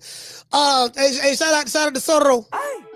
Jumping out $2 super chat. He said, shout out to the counter. Respect for playing my short. Yeah, man. Yeah, for sure, man. Yeah, man. Yes, sir.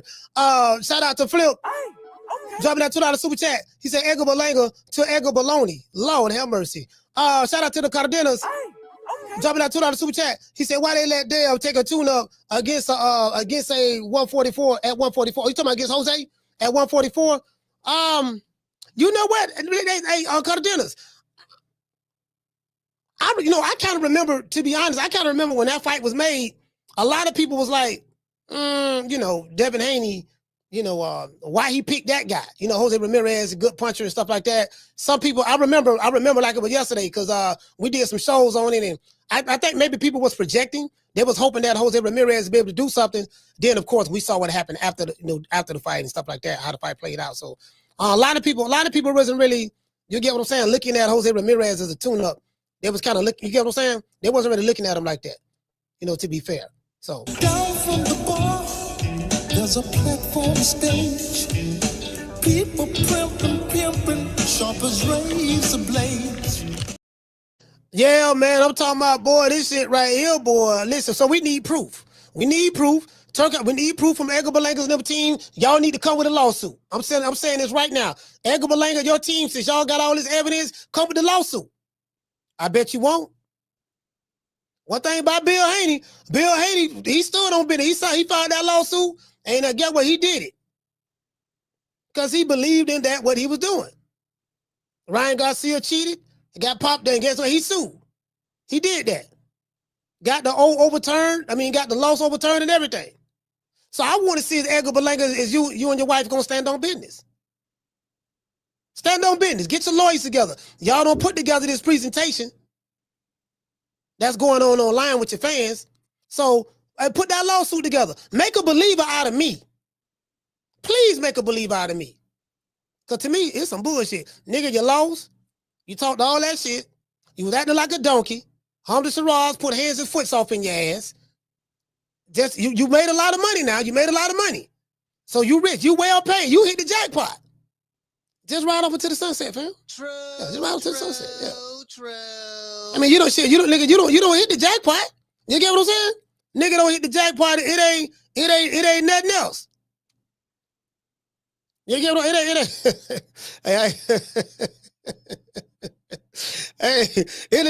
nothing else. Shit, as of late, the Shakur should sue this motherfucker. For Mama Hopefield should get sued. She'll get sued for doggone defamation. Your favorite YouTube channel scared to ask that nigga these questions. I'm gonna ask the question. I know the nigga lying, but it came from me first. I'm just glad Turk Al-Sheikh came out and said, this guy lied. And he said it multiple times in that interview. Shout out to Nesta Gibbs. Boy, Ness, that's why I like Ness. Ness asked the questions that the fans want to know. That's one of the questions I wanted to know. I'm glad he did that. You want to talk some shit? Call me. Start some shit, bitch. Sup, fool? You gonna talk shit about me, homie? Where you from? Hundreds of niggas is waiting for your motherfucking call, and they all talking shit about you right now. Call the coach at 530-494-9636. We waiting on your bitch ass.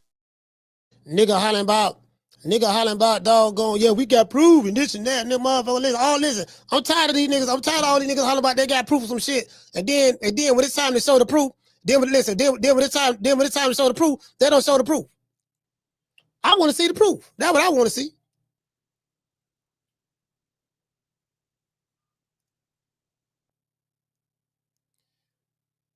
Call him, what's your name? Where you calling from? It's Jay from Tampa. Jay from Tampa, talk to me. Hey, what's going on, Coach? What's up with you, fam? Yeah, man, I ain't gonna hold up too much of the time, man. I was rooting for Berlanga this weekend. He let me down. He let the whole hood down. But I don't want to hear nothing his wife say, and I ain't gonna believe him until they do what Marcellus Wiley say and put the autopsy out. And that's all I got to say about that. Shout out to Jay, man. T-Town. Hey, look. Hey, check this out. Marcellus, hold on. Hey, Jay. Marcellus Wilder didn't put the autopsy report out.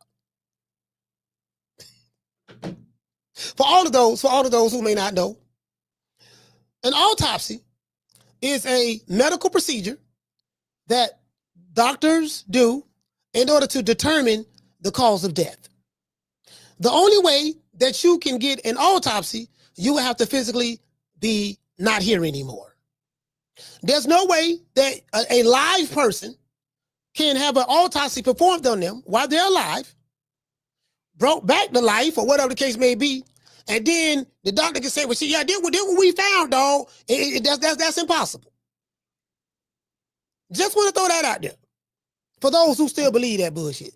Carter, what's your name? Where you calling from? What's good, Coach? This is Miguel calling from San Bernardino, California. Miguel, San Bernardino, talk to me, fam. Man, what's up with the Berlanga, man? He still crying and shit or what? Man, listen. But he crying all the way to the bank, but it ain't really Berlanga. I think it's his wife. If his wife is crying, he crying. So, yeah, he crying. Him and his fans. I mean, I'm calling because I think we should set up a fight between me and his wife, you know, man? Like, cause she is fine as fuck. She's batty, bro, you know? Let's put her with a Bob Gardner in like a fucking bikini or something. Let them go at it. Hey, man, no, man. Hey, talking about his wife. No, I don't think she'll fight her, though. I don't think she'll fight her. Well, I mean, we don't got to deal with this fight. You know, they could just cuddle, you know, and cry about Berlanga or something. Oh man, so you cut that Ness show last night? Yeah, I caught it, man. It was a good. I like the interview. I like the fact that he got Turk out of Sheik on there. I like it. I liked it a lot. It's a real good show. I wake up with those motherfuckers with TVV, and then when they're done, I tune into your shit too. I'm at work right now. I'm at lunch. I work at Amazon. Oh yeah. I be sneaking. I sneak your guys' show with my headphones and shit. Get me through the whole day. Yeah, man. I'm happy that I can do that for you, brother, while you at work and stuff like that. A lot of people listen to the show when they're at work and it's in different backgrounds. And truck drivers as well. I get messages from truck drivers and everything, so I really appreciate that, fam. Yeah, we appreciate you guys a lot, man. You guys you a bad motherfucker, man. You gotta be cracking up like loud as fuck. I'm over here with I have to wear a fucking helmet and boots and shit, and I drive the pits, and I'm like, ha ha ha ha. People are like, what the fuck is wrong with that guy? You know what I mean? Right. They don't know about Mama Holyfield and shit. I was like, hey, Mama. Lying on the cheek. Yeah, Mama Holyfield lying, man. Listen, man, I've been trying to tell everybody, man, Mama Holyfield is a pathological liar, bro. Like, just telling these outlandish stories. It's crazy. Hell yeah. I showed him a video. I showed my girl a video of him, and she's like, yo, yeah, that fool eats the dick. Like, what are you talking about? Man? Yeah, he go both ways. He's dick gobbling. Yep, facts. No, that fool, he's something else, man. All right, Coach. Just wanted to, say what's up, and thank you for everything you do, bro. Yes, sir, man. Shout out to Miguel, man. San Bernardino, California, man. Killer Cali. Hey, man, look here, man. I want to give a shout out to everybody, dog, because, bro, we got over 41,000. We trying to get to 50,000 by the end of the year, but we got over 41,000 subs. We got over 2,000 subscribers over the past 40-something days. And then on the other channel, Bossum and Coach Malachi, the Bossum and Coach Malachi channel, we have... What we have, 1,200 subscribers? We have 1,200 subscribers. Yeah, we got about 1,200 subscribers over there. So, it is what we getting that channel popping as well. Shout out to Summer in November. She the one getting that channel cracking for me. Shout out to doggone Jesse Aguilar. What's going on, fam? Yeah, man, Mama Ho. Man, I'm talking about, man, listen. Check this out. I'll call her, hold on. There's something that Turk Ali Sheik said. He said, the fighters who you see that talk bad about Turk Ali Sheik and the YouTube channels that talk bad about Turk Ali Sheik, their favorite fighter is in the witness protection program. And they still talking about A side and B side and don't nobody care about no that Turk Ali Sheik. Because when Turk Ali Sheik said that when you come fight for me, you're gonna be in a real fight. It ain't none of that cherry picking. It ain't none of that bobbing and weaving. It ain't none of that. But this ball been taking the easy matches. Fighting other balls. It ain't none of that what you've been used to your promotional company. If you come fight for the Turk, he gonna pay you, but boy, you gonna be fighting somebody. Oh man, don't nobody tell me what to do. They tell you what to do, they paying you. I'm gonna turn down that money. You gonna turn down the money because goddamn it, you don't want that squabble. You don't want that fade. Can't hide behind Al Heyman no more. You can't hide behind Oscar De La Hoya if you sign to the Sheik. You can't hide behind Bob Arum if you sign to the Sheik. You can't hide behind Eddie Hearn and Frank Warren. No, you got the Waller. Because they do their own matchmaking. Caller, what's your name? Where you calling from? Jamie from New York. Jamie, talk to me. Hey, man. What's going on, Coach? How are you? Doing good. All right, good. So, yeah, man, I'm hearing, that Fake Langa is making excuses. These fighters today, man, they're all full of shit, Coach. Whatever happened to fighters admitting and accepting that they lost? Always making up shit instead of saying, the better man won today. These motherfuckers just can't take an L. So they come up with 1,000 excuses as to why they got their ass kicked, But again, I'm hearing also, the Berlanga team or the wife is complaining about the hand wraps. I don't know what the fuck they're talking about, Coach. Everyone that knows boxing knows that the other corner is always there, man. You know what I'm saying? When they're wrapping hands. That's the rule. So, because there is no proof, man. They ain't got no proof, man. You know what I mean? They're just talking shit, bro. So, I don't know, man. I don't know where this shit came from, but they're full of shit. Also, I'm not surprised that Berlanga got swept. His IQ was very low. And I don't even know, Coach, why is Fat Joe talking boxing, bro? Well, this is the thing, right? Like he watches boxing, but he doesn't know anything about boxing. So he doesn't know anything about boxing. So there's a rule that's going on online. You know, you got to stay. You know, the Fat Joe curse. You know, Fat Joe. You know, the Fat Joe curse is whoever Fat Joe rolls with or ride with, it turns to shit. You get what I'm saying? That they say the Fat Joe curse is real. I don't know if Fat Joe, you know, had anything. You get what I'm saying? Edgar Berlanga, he backing Edgar Berlanga, this and that, and I think Edgar Berlanga is a mediocre fighter, but he can punch. He can punch. Yeah. So he got in the ring with the guy that was just better than him. You get what I'm saying? Yeah. And the American boxing fans don't know who Hamzah Sheeraz is. So of course in America, if you ain't American or we haven't heard of you over here, then that means you a bomb or you're a bomb and you're not that good. No, the guy who y'all be hyping up in America, those guys are not that good. They American hype jobs. Literally. Yeah. That's cool. Yeah, man. For me, Berlanga for me is he's a bit better than Wilder, bro. And that's not saying much. That's not a compliment, you know. But again, Fat Joe shouldn't talk about boxing. You know, this motherfucker knows nothing about boxing. You know, to me, he looks like he never worked out a day in his life, bro. You know, I know Fat Joe, your boys, it's a hot job. You would know that if you knew boxing. And for Mama Holyfield, you're a fucking joke, man. I know you're listening. You're looking bad right now, man. And I feel that you blew it for your son. So you fucked up. That's my call, coach. Respect from New York. Yeah, my thing is show the proof soon. That's how you do that. Sue him. That'll kill all that.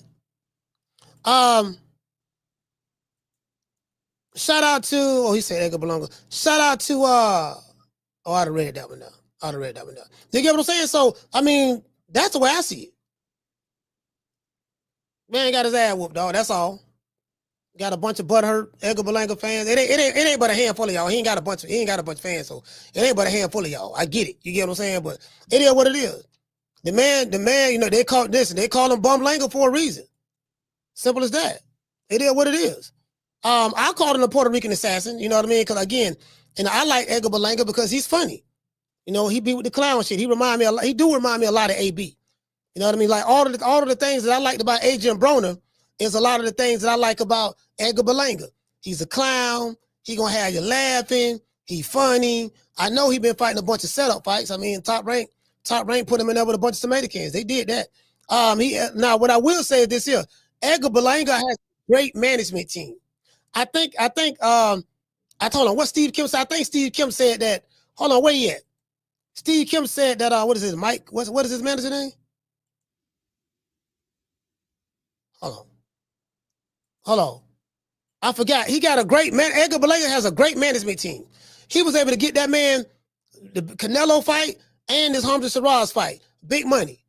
Like he has a hell of a management team. I take my hat out to him. Like they really milk the game real good. I love that. Performances. In wrestling, they would call this loser leaves town. Who would you favor? Still Caleb Plant, better boxer. And look, Caleb's actually been much more competitive. Now, here's the issue, though. Edgar Berlanga has been paid exorbitantly by the business of boxing. That is a credit to his manager, Keith Conley, who, again, they gamed the system. Oh, Keith Conley. Some credit to them. A credit to his manager, Keith Conley, who, again, they gamed the system. Credit to them. But what are you going to tell him now? Hey, that money you've been making the last year or two, you're now going to take a quarter of it. See, that's hey,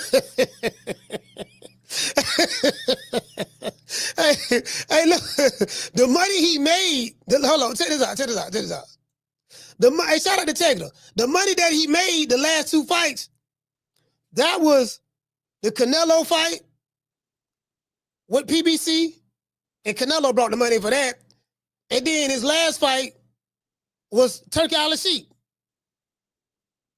If Turkey Al-Sheikh don't put no more money up for his fights for whatever the reason may be, he's going to have to go back down to reality.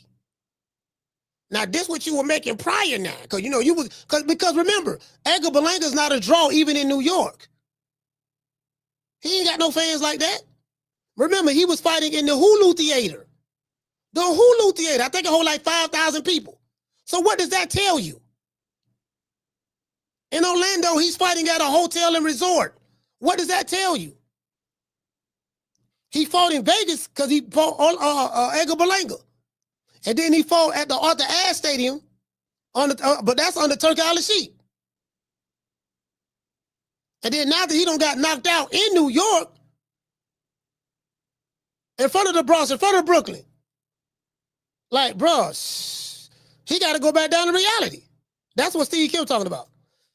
Conundrum. Yeah, but how is it? Tell him now, hey, that money you've been making the last year or two, you're now going to take a quarter of it. See, that's the conundrum. Yeah, but how is it a conundrum? You have to be honest with yourself. Yeah. You know what happened, and it's not like someone's trying to pull one Mario, over on him. Mario, though, have you Kim. been listening to Berlanga? There's no one more delusional than this guy, pound for pound, in the sport of boxing. That kind of...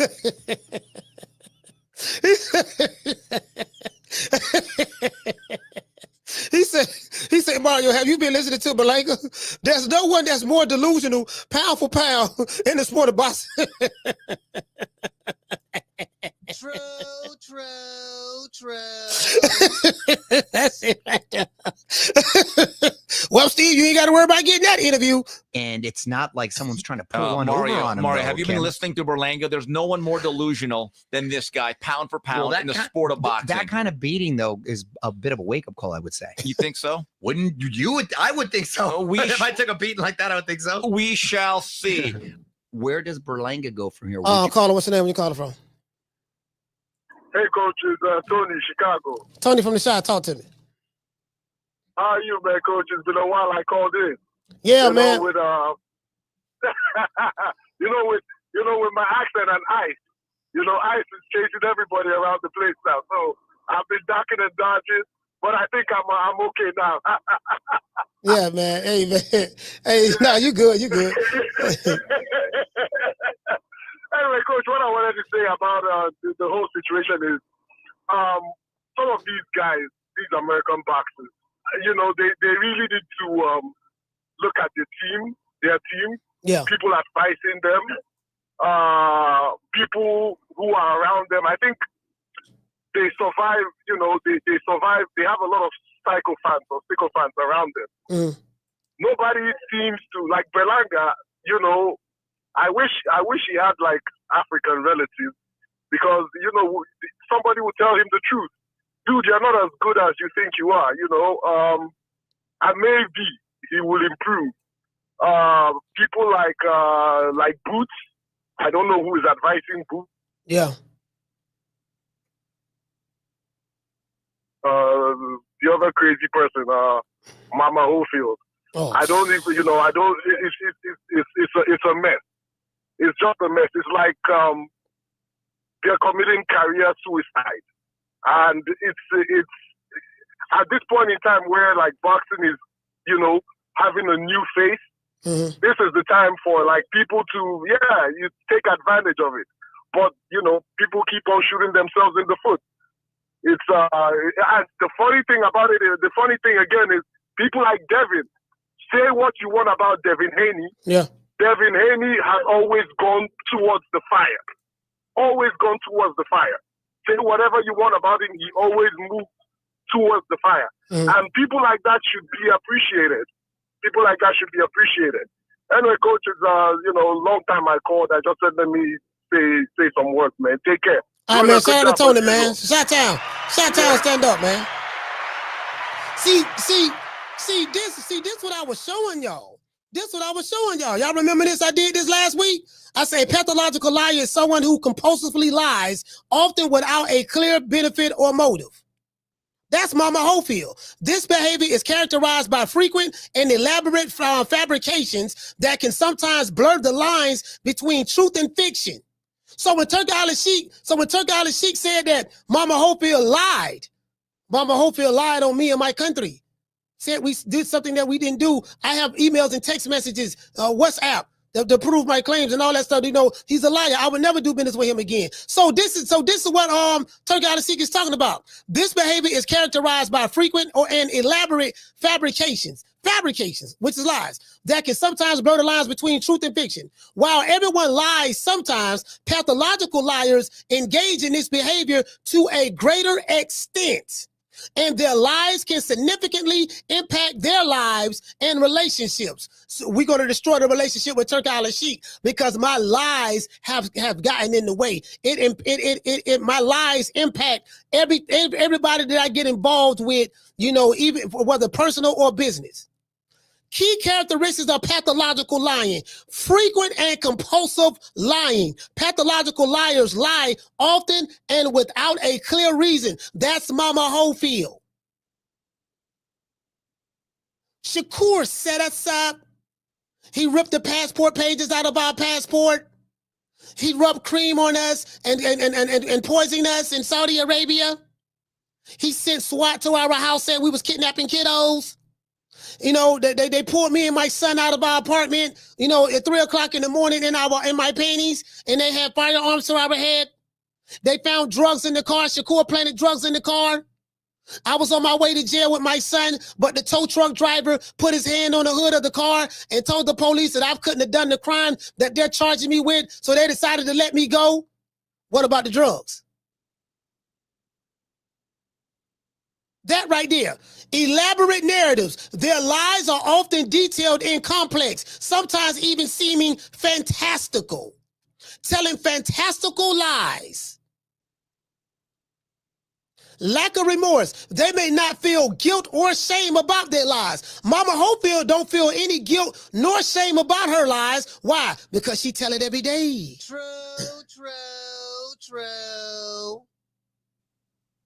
And maybe even believe their own fabrications. Listen, pathological liars lie so much that not only do they not have any shame or guilt about their lies, they start to believe their own lies. This is when fiction takes over reality. Manipulative behavior. Pathological liars may use lies to manipulate others or gain attention. This is what Mama Holyfield does. Even with her son, she manipulates him. This is why he's the fighter. All his money go to his mama, and he living with the mama. Him, his girlfriend, and his child. All the money go to Mama Holyfield. No cell phone. He can't be on social media. Mama Holyfield is the one that's doing all the typing on the social media accounts. No car, none of that. Your frontal cortex isn't developed yet. He tell him that bullshit. Distinguishing pathological lying from normal lying. Normal lying. Most people lie occasionally, often to avoid hurting someone's feelings or getting into trouble. These lies are usually minor and don't significantly impact their lives. Compulsive lying. Compulsive liars may lie frequently, like Mama Holyfield, but their lies may be less elaborate and more of self-preservation or attention. Pathological lying involves persistent, excessive, and often self-serving fabrications, sometimes with no clear purpose. Possible causes and associated conditions. Underlying mental health conditions. Pathological lying can be a symptom of conditions like antisocial personality disorder, narcissistic personality disorder, and factitious disorder. And it comes from several different things. This is what you're dealing with Mama Holyfield. Just saying. I've been consistent. I show the receipts. It is what it is. You get what I'm saying? So I'm glad. Listen, fuck the rest of that interview. By Ness asking him that question, that cleared up a whole lot of stuff. I mean, I should have already cleared it up myself. But you know, people can look at me like, oh man, Coach don't like the nigga anyway, so that's it, you know, yada yada yada. You know, but now Turk out to see like, nah, this motherfucker just lied, bro. I never do business with this fool. You lied on him and Shakur. Fuck the bag up for your son. Like literally. Anyways, hey, shout out to Julio. Hey, what you say, Julio? Julio say, what did he say, fam? Shout out to AGR. What did he say? What did he say? He said, film by Ali he said the Spanish LDBC pushing the hand rap game. Down from the bar, there's a platform stage. People pimping, sharp as razor blades. Hey, shout out to Tegra. Tegra, what you say? What Tegra at?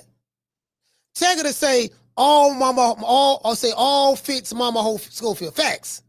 That's what it is. Hey, shout out to Summit in November. That's what it is, fam. That's what it is. I'm like, you know what, man? They need to listen. This motherfucker need to be sued for defamation, bro. You gotta sue this motherfucker for defamation. Literally. No, because I want you to show the evidence of all the shit you got. If you say that you were cheated, please show that evidence. We still waiting on evidence from Deontay Wilder. Please show that evidence. Please. You can't go around saying A, B, C, and D, but then you're okay. Because I want to know how much you believe it. If you really believe something, like say what you want to say about Bill Haney. When Devin Haney got beat by Ryan Garcia, and then it was found out via Vada that Ryan Garcia got popped dirty for illegal PED. Whether you like Bill or not is irrelevant.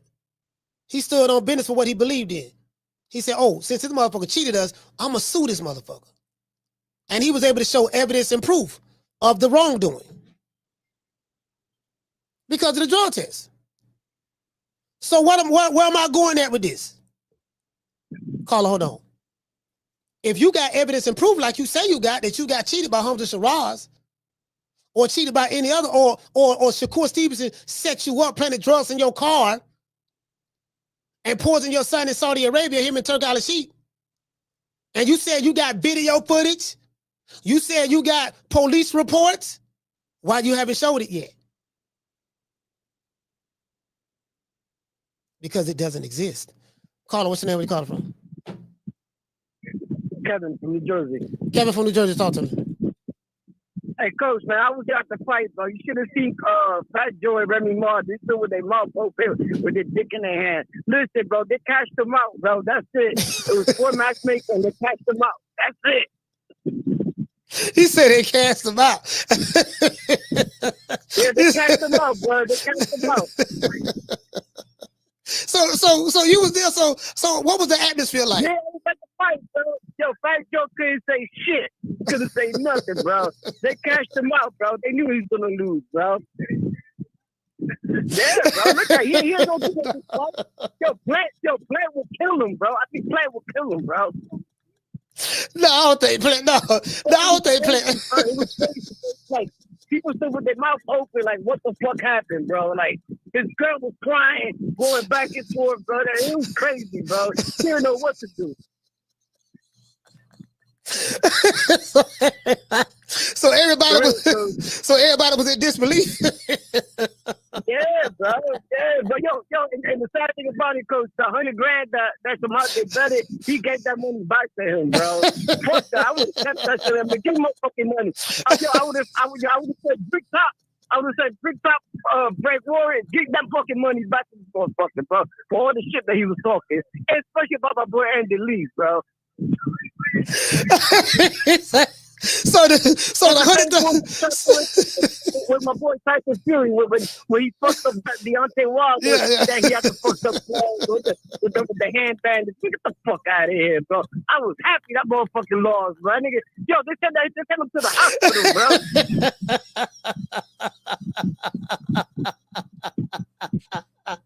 Hey, Fat Joe said, hey, listen, Fat Joe said that the people, he said they were cheering when we were walking to the ring, but then once Hamzah got knocked, once Edgar Berlanga got knocked out, he said the very same people started cheering. They started cheering for Hamzah Sheeraz. Yo, Remy Martin, look at the video. Remy Martin stood with her mouth open, like what the fuck happened? Like, yo. All right, man. Hey, shout out there. Listen, shout out to Kev. Jerry, stand up. Hey, fuck you. Man, what happened, man? No, because this is what happened. I'm finna tell you what happened. Carla, hold on. I'm finna tell you what happened. This is what happened. Y'all, the terror squad support. This terror squad. This is the message to y'all. Pistol Pete, Fat Joe. Y'all don't know nothing about boxing. That's obvious.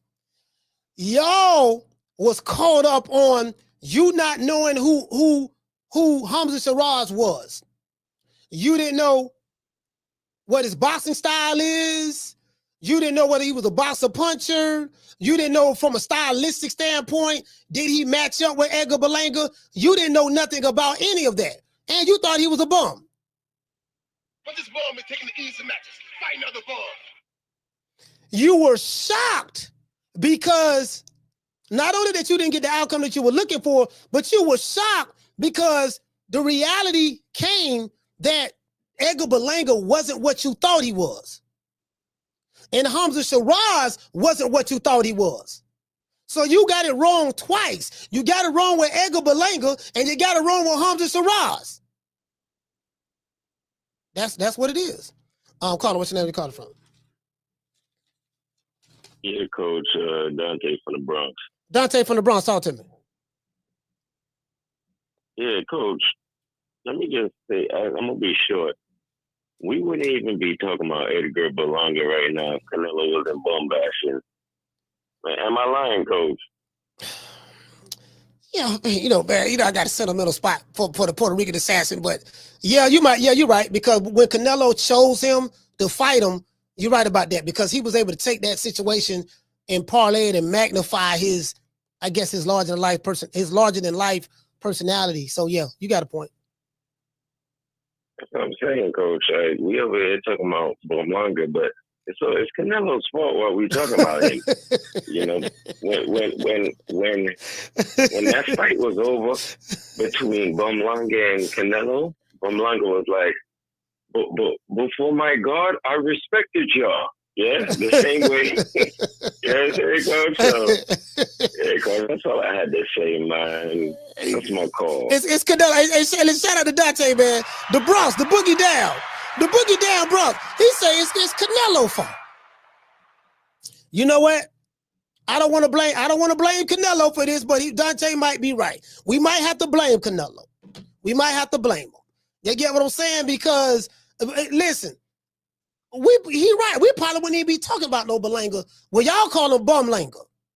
Y'all call him Bumlanga. But this bum is taking the easy matches. Fight another bum. Some of y'all say he be bum bashing. Nigga, please. That's what some of y'all say. Some of y'all say he did it. Some of y'all say he did it first. We did it first, and we motivate even the greats.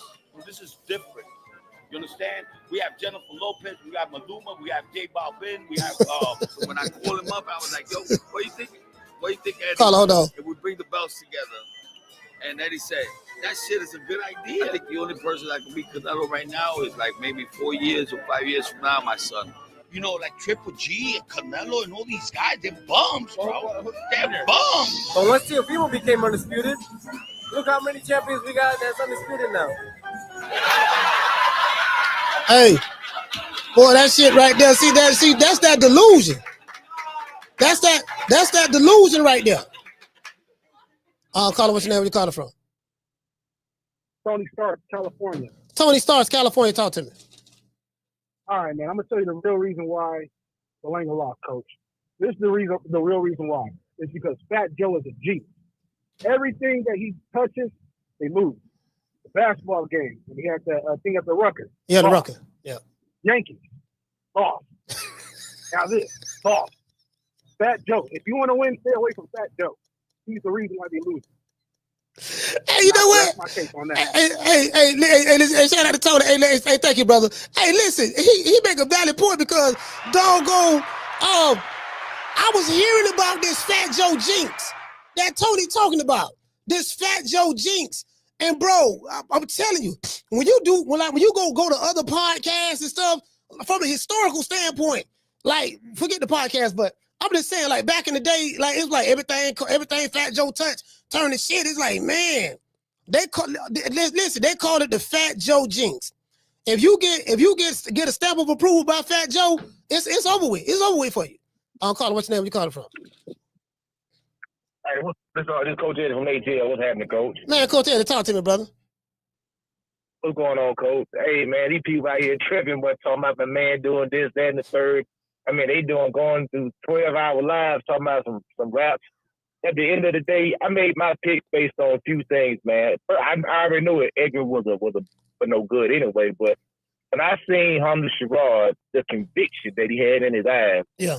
Every time he talked about his God, this man had conviction in his eyes, and he really believed what was coming out of his mouth. Unlike Edgar Berlanga, who just uses his religion as a crutch. At least it appears to be. Yeah. Hamzah Sheeraz believed words that come out of his mouth.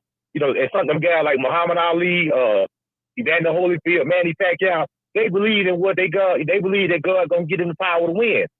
And I seen that dude in the locker room, man. I said, that man finna get ready to go to war, man. Yeah. You know what I'm saying? I said, it's over with. Yeah, he was focused. He was focused. He put a hand in foot. He was focused. That man was like you ready to die in the ring. Like it wasn't no way. Wasn't nobody probably gonna beat that man that night, man. That man was laser focused. He was dialed in. You know what I'm saying? I was like, man, this man really believed what he's saying out of his mouth and stuff. And he was just too cool. He was just too calm. He was just too collected.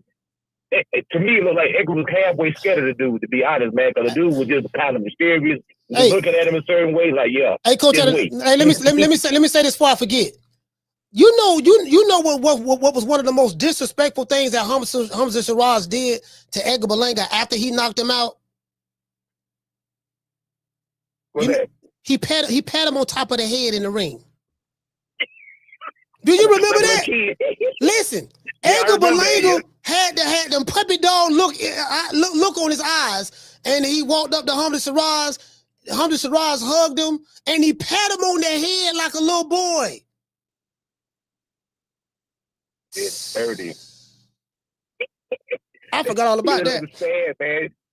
Yeah, and even when the first knockdown, all I see Hamzah Sheeraz said, Allah Akbar. That's all. The first thing he said out of his mouth. You know what I'm saying? This man right here ain't played with Edgar Berlanga, man. Yeah. You know what I'm saying? The whole time he was talking about Allah Almighty. He was talking to, all that. You know what I'm saying?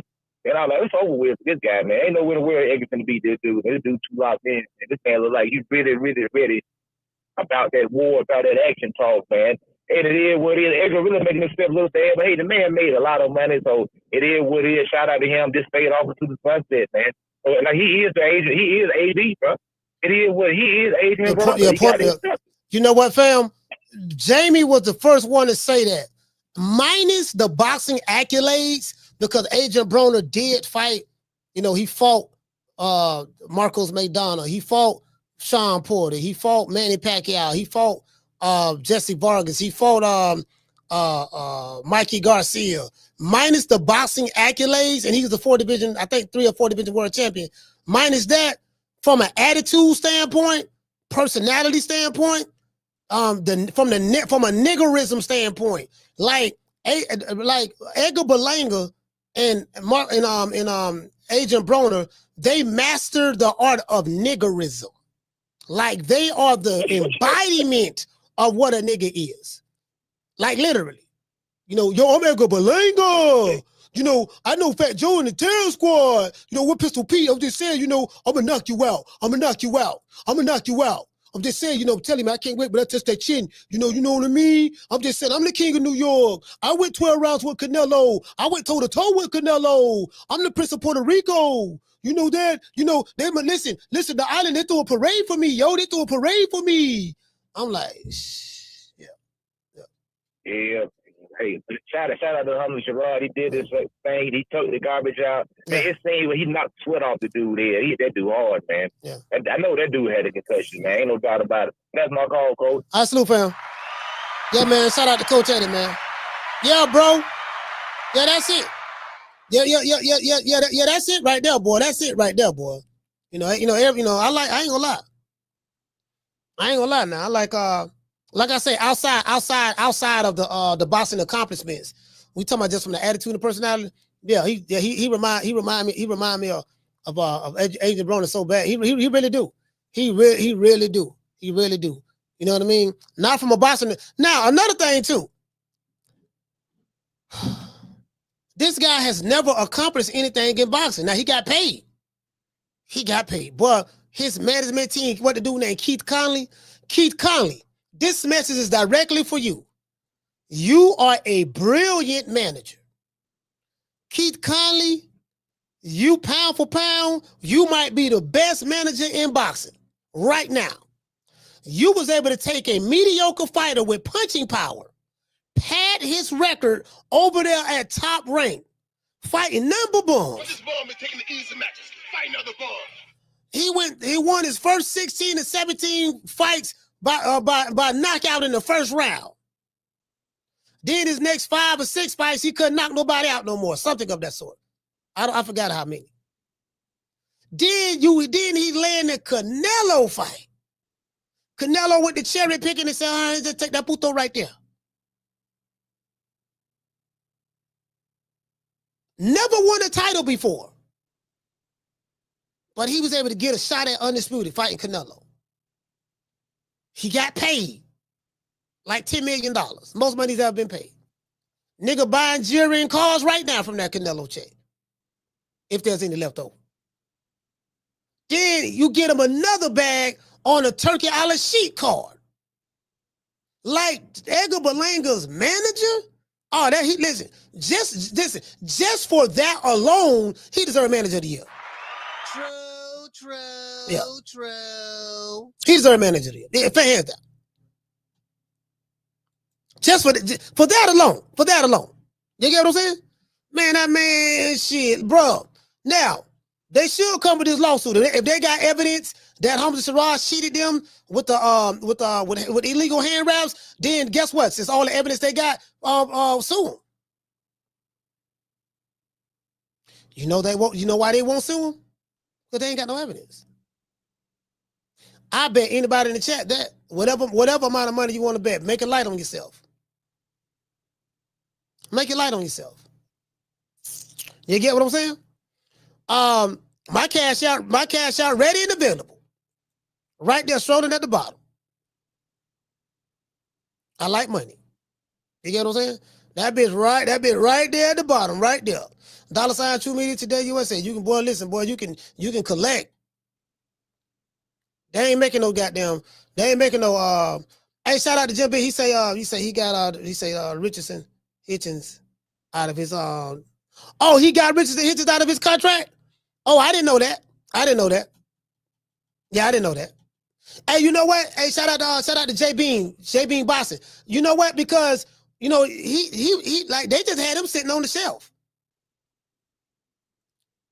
They just had the man sitting on the shelf, bro. That's all they, hey, J Bean, that's all they had. They had the man sitting on the shelf, fam. You get what I'm saying? So, I want to show y'all this. Turkey Al-Sheikh said something about J. Paul.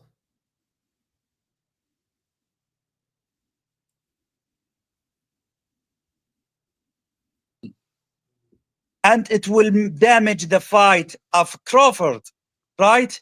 And to complete the contract with him, like Sheeraz, like what Mobili, what we are thinking, Benavides, Bivol, the rematch, right? Then the man only want to make the big fights. See, for all you guys talking about, oh man, Turkey Al-Sheikh don't know what he doing. He blowing his money. He said on the Boxing Boys, and I told you guys that already. I said, it ain't his money.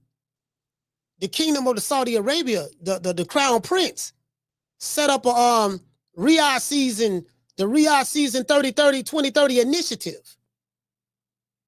They have a budget for all of this stuff they doing. This boxing shit ain't nothing from in the grand scheme of things. They got WWE now. I think on the contract to come over there and do shows. They got golf, the PGA. I think they got the World Cup soccer. Bro, like the stuff they doing, these people got money that you haven't even thought about. That you can't even imagine. They taking over, they don't listen. They cornering the market. Got to deal with the zone. Own a certain percentage of the zone. Look at how boxing has changed in America. Remember, it used to be HBO, Showtime. Pay-per-view. I'm a pay-per-view star. You're on the wrong side of the street. 60, 40, 70, 30, 80, 20. Take whatever we give you. My fight of the A side. Guess what? All of that is gone. Do y'all notice that? All of those talking points don't exist with Turki Al-Sheikh. I'm the A side, nigga. It ain't no A side. The A side is the one who put the money up. Your promoter, Al Heyman, Louis DeCubas, Sam Watson's son, is working directly with Turki Al-Sheikh. That blow up that PBC, pro-PBC narrative. How can you be pro-PBC and hate Turki Al-Sheikh when the PBC is working directly with Turki Al-Sheikh? That blows up. You signed to the wrong promotional company, kid. Remember what Bob Arum told Devin Haney when he signed the Matchroom, the couple for a fight or two or something like that? And he wanted the Loma fight.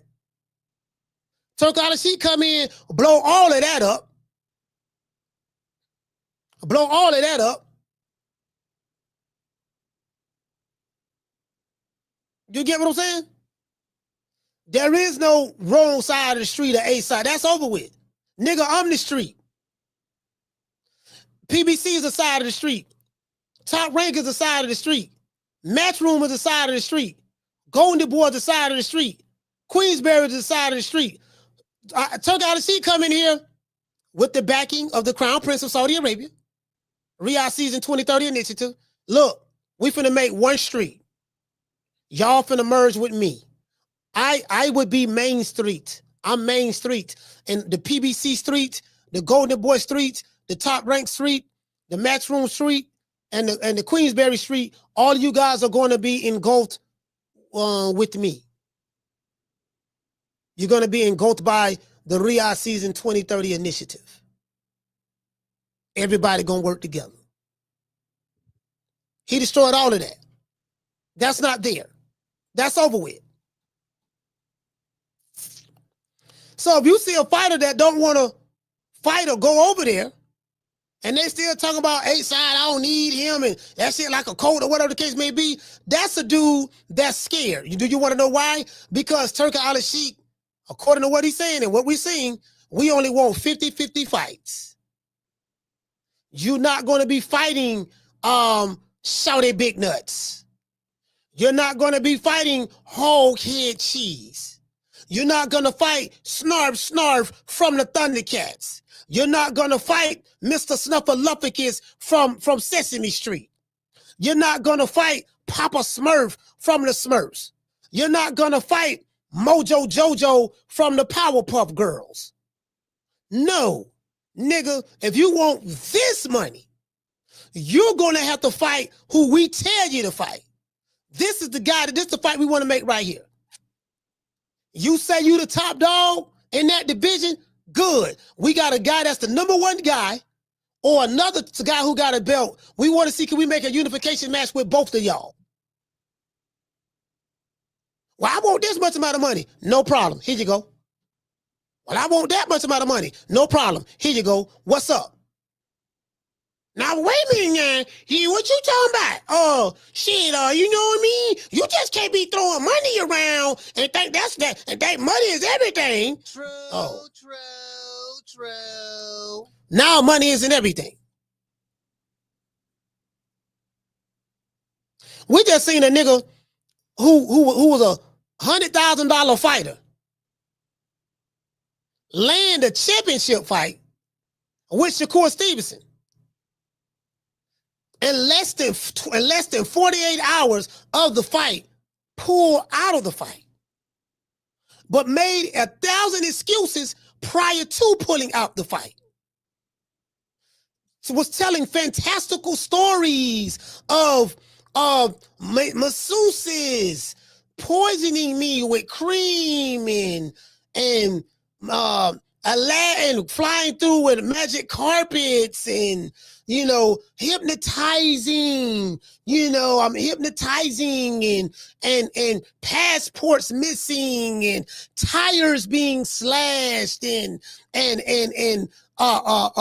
Airbnbs being raided and swatted and handcuffs and you know, and just all of these things. Peace, y'all. Peace, peace, peace. Yo, this just a fast response. This ain't on no bull crap. Fast response to Shakur. Yo, one thing is he's dealing with disrespect, and that's cool. That's where he vibrating at. But I ain't vibrating at that frequency. Let me give y'all truth, because there's a thing about honor. There's a thing about honor, young man. And I came to you with respect. You know the truth. Come on, everybody out there that really know the truth. But y'all want to attack my integrity and my brand like y'all don't know. Instead of just walking away, we ain't taking no legal allegations. We walked away on to the next fight. If you want to fight, let's fight like men. That's what men do. That's where I'm from. That's not pussy. We don't got to go to no cops, whatever else. Y'all two square off on the ring and off to the sunset. You know, but anyway, that's why I shared the messages. Just for integrity reasons. Brother, you need integrity. Stop on that bullshit, and you ain't even like that. I know you said you was a kid. You're not like that. Don't sign to somebody and then act like you're gangster. Let's keep it real, because then you're selling your soul, young man. And one day when all of this is gone, you're going to have to answer for what you do to God. So no man going to be able to protect you from your spirit, all right? So when you come to me, come with me with integrity, all right? And as a businessman, because you're supposed to be a businessman, all this emotional stuff, that's a feminine tendency. That's more like a bitch, all right? And I got respect for you, brother, and I honor you. Let me tell you that. But as the elder, I need to sit your ass down and say what you're doing is some bullshit, Shakur. Now focus on that fight. I hope we get to fight you. If not, off to the sunset. Enjoy your journey. We enjoy ours. But when it comes to the disrespect and you know the truth. My friend here is so cute. I did her hair yesterday, y'all. Look. Surprise. And that's so cute. She's so different.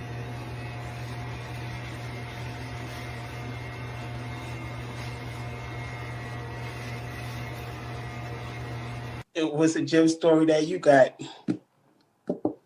I got another one. Shakur Stevens said hurt him to the body. I know I should tell him. Shakur is so smart in the gym. So Shakur will let people believe they getting the best of him. Yeah. Just so they can get close enough. Because you're open. And he will hit you in the body so hard. So he got hit so hard he almost doodled on himself. I know you don't want people to know. So he had to fight the rest of the rounds with his butt cheeks clenched.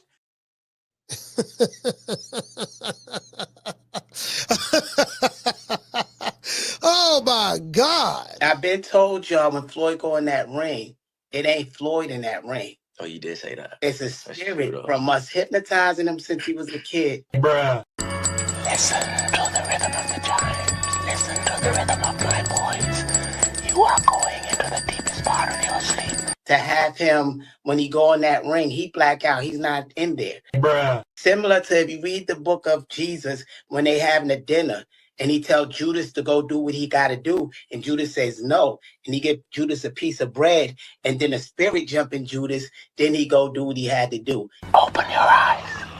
In the innermost reaches of your heart, you are a tiger.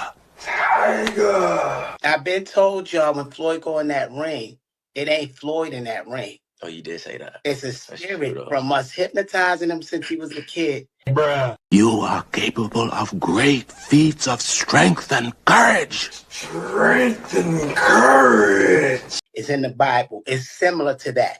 That's why when Floyd, after the fight, when he calmed down, he's emotional. He like, I did that to my friend. Because now the real Floyd is there, but in that ring, you know, he's this beast. So, hey, bro, come on now, dog. Come on, man. You can beat any fighter in the world. You will win the championship. Back to the punch. I think Floyd would have damn near killed that man. Yeah, it wasn't Floyd in there. Bruh. Out of sight. You will win over 40th Street Black. Win! Win! Invincible! Win! Mean! Win! Downright nasty with strength!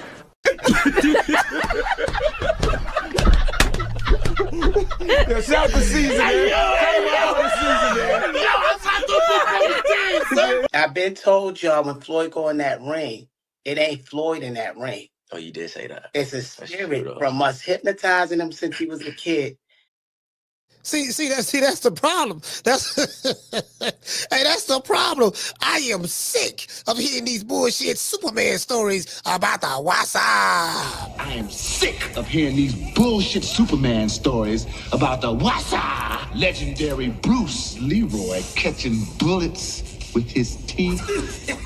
Catches bullets with his teeth. Nigga, please. Caller, what's your name? Where you calling from? Hey, Coach, this is Sheila from Houston. How you doing? Sheila from Houston, talk to me. Oh, you know what really gets me with Mama Hopefield? What's that? I mean, it makes me kind of angry because as a woman, how can you feel so comfortable? I mean, maybe that's why as a woman, because I don't think a man, how can he feel so comfortable talking about his son's testicles and his butt cheeks? Yeah. I mean, you don't just discuss something that personal to everybody. I mean, and he just does it like, I mean, that just makes me mad. I don't think that's right. He talking about respect. You disrespecting your son. You know, you don't do that kind of stuff. Mama Hopefield says, and this is the truth, he said that his son has the mentality of a 15-year-old. And he, like, this mind control stuff that he talks about, that Mama Hopefield talks about with her son, like, she run this shit on her son. You know, try to brainwash him, and, you know, and the 5 styles of boxing, and, you know, your frontal cortex isn't developed yet, and I'm going to protect my son and all of that stuff there. Like, all the money that the kid is taking care of everything, right? The money goes to Mama Hopefield. The Mama Hopefield got some kind of contract with the son, you know, and the lady that I interviewed, Emily, down in Fort Lauderdale, where they did the training camp at, she told me, she said, yeah, man, the kid don't want to fight Shakur because, you know, kid, like, I'm not going to see the money anyways. The money goes straight to mama. Remember, they live together. Yeah, I saw the film. I see all that. But you can also tell that he's messing with his kid's mind because he got I almost called him a little boy. He got the young man co-signing his bullshit. Yeah. You know, because even when he was talking about hypnotizing something, I had already said that, you know, it's not him. And then the son told me, yeah, you did say that. Okay, he co-signing that bullshit. Yeah. Okay, when they was lying about the cars, I think he said they had to switch rental cars like 3 times because shit had been messing with. The son was in the background telling me, no, it was 4 times. Okay, he co-signed that bullshit. I mean, you know, everything that the man say, he got his son in the background co-signing that bullshit. Yeah. You know, so I just think, you know, but I'm upset about him discussing that young man's private part. Yeah. Like, that's personal. He's a dumbass. Why would he do that? Or why would she do? I don't even think a mother would do that. I'm just confused. But what I'm not confused about, that man has lost his mind. He is a pathological liar. Yeah. I have a relative like that, and they lie so much until they really do believe what they said. Because that way, that's the only way they could feel okay with themselves, because they done convinced themselves that they're telling the truth. So, you know, he don't know no better. He's just going to continue to do that. But anyway, that's my call, Coach. I'm just so upset. This shit ain't funny. Yeah, shout out to that.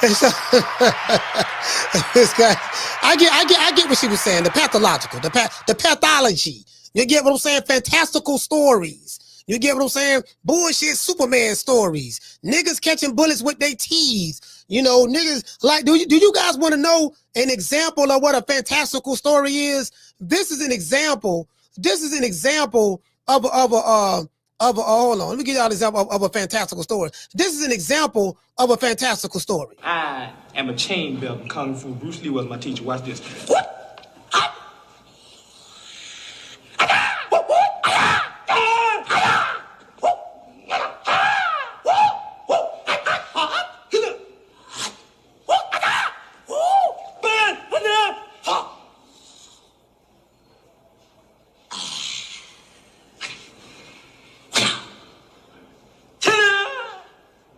That's called the quarter blood technique. You do that, a quarter blood will drop out of a person's body.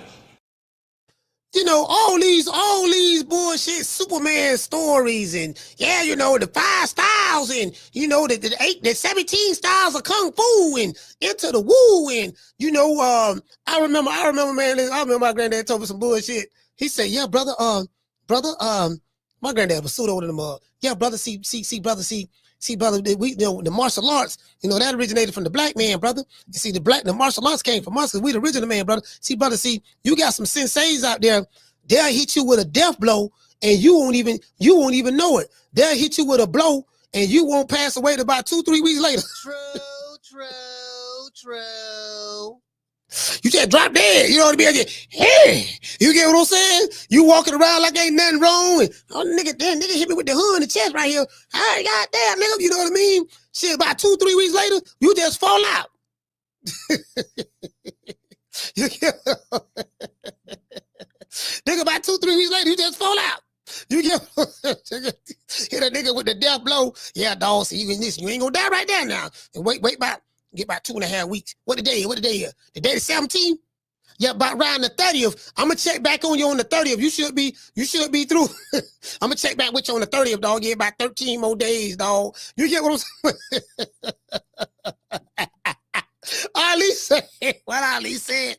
Ali, what he say? He said, my pop told me that shit too. Hey, for real? Rock told you that? Hey, R.I.P. the Rock, man, and Kareem. Man, it was pseudo. Man, Kareem, man, I love Miss Kareem. Man, Kareem was pseudo. Man, it was pseudo to the mug. All these old hitting niggas with death blow. Come on, man. God damn, man. Come on, brother. Minister? God dang. Caller, what's your name? Where you calling from? Oh, yes, the coach is the Deacon. And Coach the Deacon blame it on lean back. Because, boy, when that ugly ass song came out, Coach, Roy Jones, that's my old ugly Thomas. That when he hit Roy Jones in the back of his old egg ass head. And he went to get lean back. Yeah, so Coach, so the Deacon blame it on lean back. And did you see how bologna sandwich and Fat Joe and Ribbon walked to the damn ring? Bologna sandwich. Boy, he had to catch up with the music. Oh man, it was Ribbon R to the easy, M to the inside. My arms stay breezy. I said, Lord, the bitch I'm beating everything. God damn. And then Fat Joe walked like he got crab. He got egg salad legs. Why your legs, Fat Joe? Why you got sycophantemia? You got goddamn boy. His legs need to be on the menu at Red Lobster. I'm like, man, how the crab got crab? Who crab legs? Goddamn it, boy, Coach, them legs got some good meat in there. Them ugly ass legs he got. Boy, I bet he get some good pills. The Deacon boy, my baby mama still all his pucker set. Lord him, I'm talking about Coach.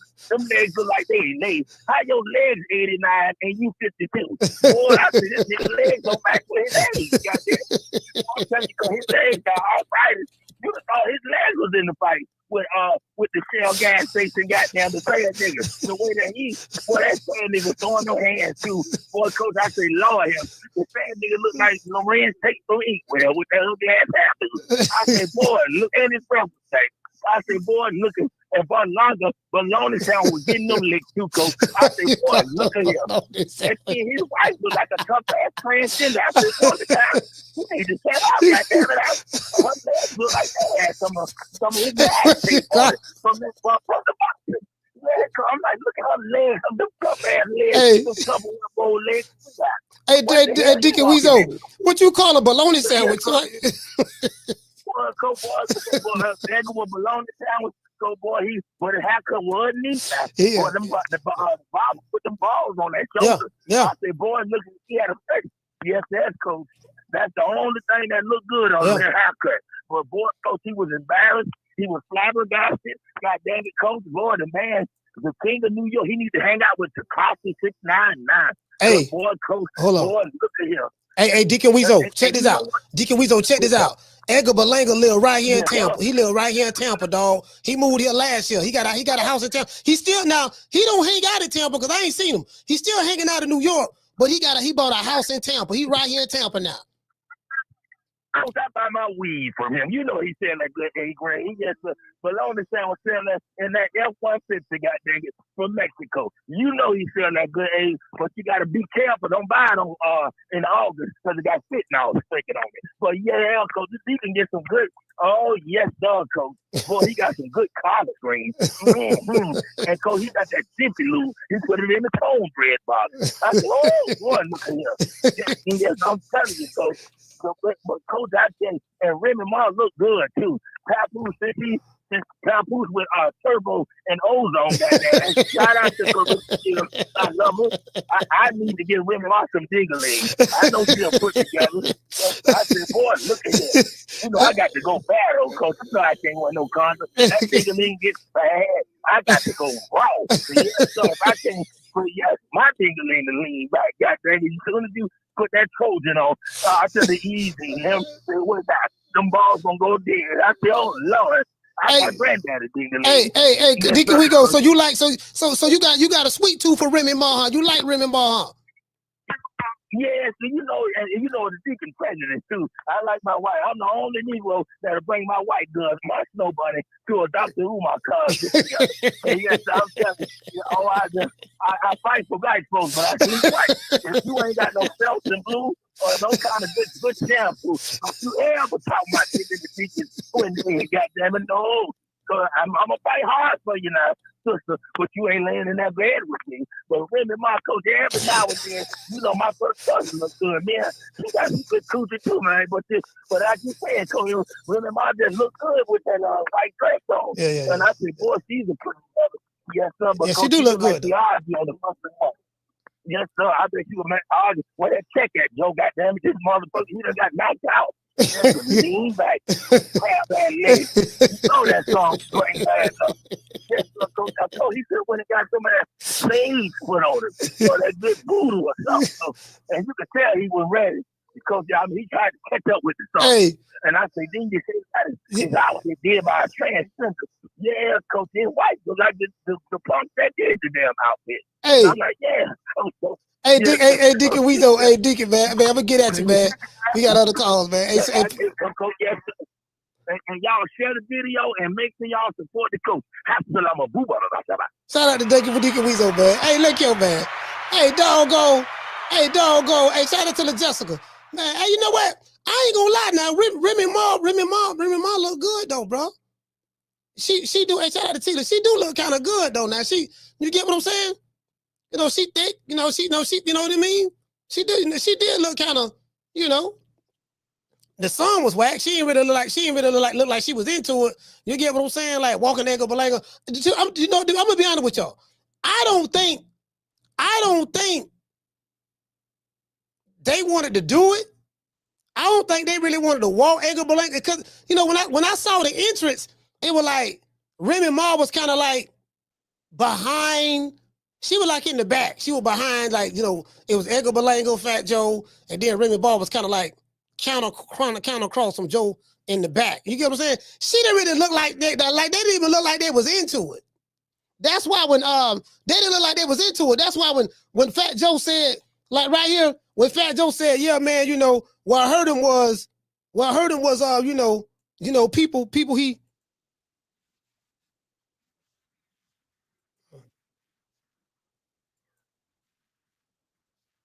See a million Puerto Rican flags, people singing, lean back.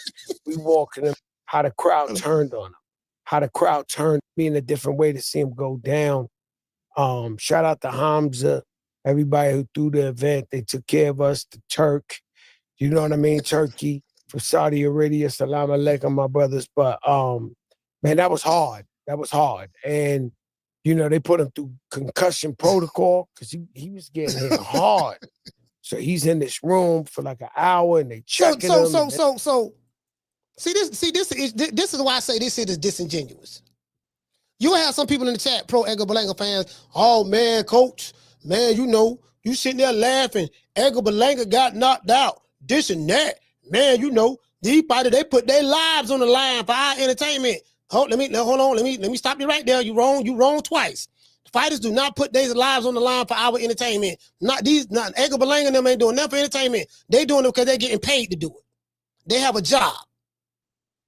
If they wasn't getting paid, they wouldn't be doing it. Unless they was in a situation where they had to. So let's destroy that myth right there. Another thing, man, why you laughing at him? When Edgar Berlanga knocked out the dude who just got out of prison, his fight before Hamzah Sheeraz, he knocked out a dude that did 10 years in federal confinement in prison. He was currently at that time at a halfway house and work release. He had an ankle monitor on his leg. Fat and out of shape. Nobody cried for him.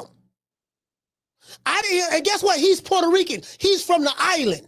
So miss me with your fake outrage. What was the outrage when Edgar Berlanga knocked out that bum that came out of prison? But this bum is taking the easy matches. Fight another bum. When he knocked out them 16 bombs in the first round, what was your outrage? Was y'all saying, oh, man, you know, that messed up, man. Man, you know, them dudes fighting for our entertainment. And, man, he put his life on the line. Y'all was cheering when Edgar Berlanga was knocking out them tomato cans. But this bum is taking the easy matches. Fight another bum. Y'all celebrated and gave the man keys to the city and said he was the king of New York and threw parades for him in Puerto Rico when he went 12 rounds with Canelo. You celebrated and made mockery when he was on stage and he was pointing his hand like this here to Hamzah Sheeraz and was doing like that. Y'all celebrated. When he was walking through the streets of New York with his lovely wife and 5 members from the terror squad and he had his shirt off, y'all celebrated.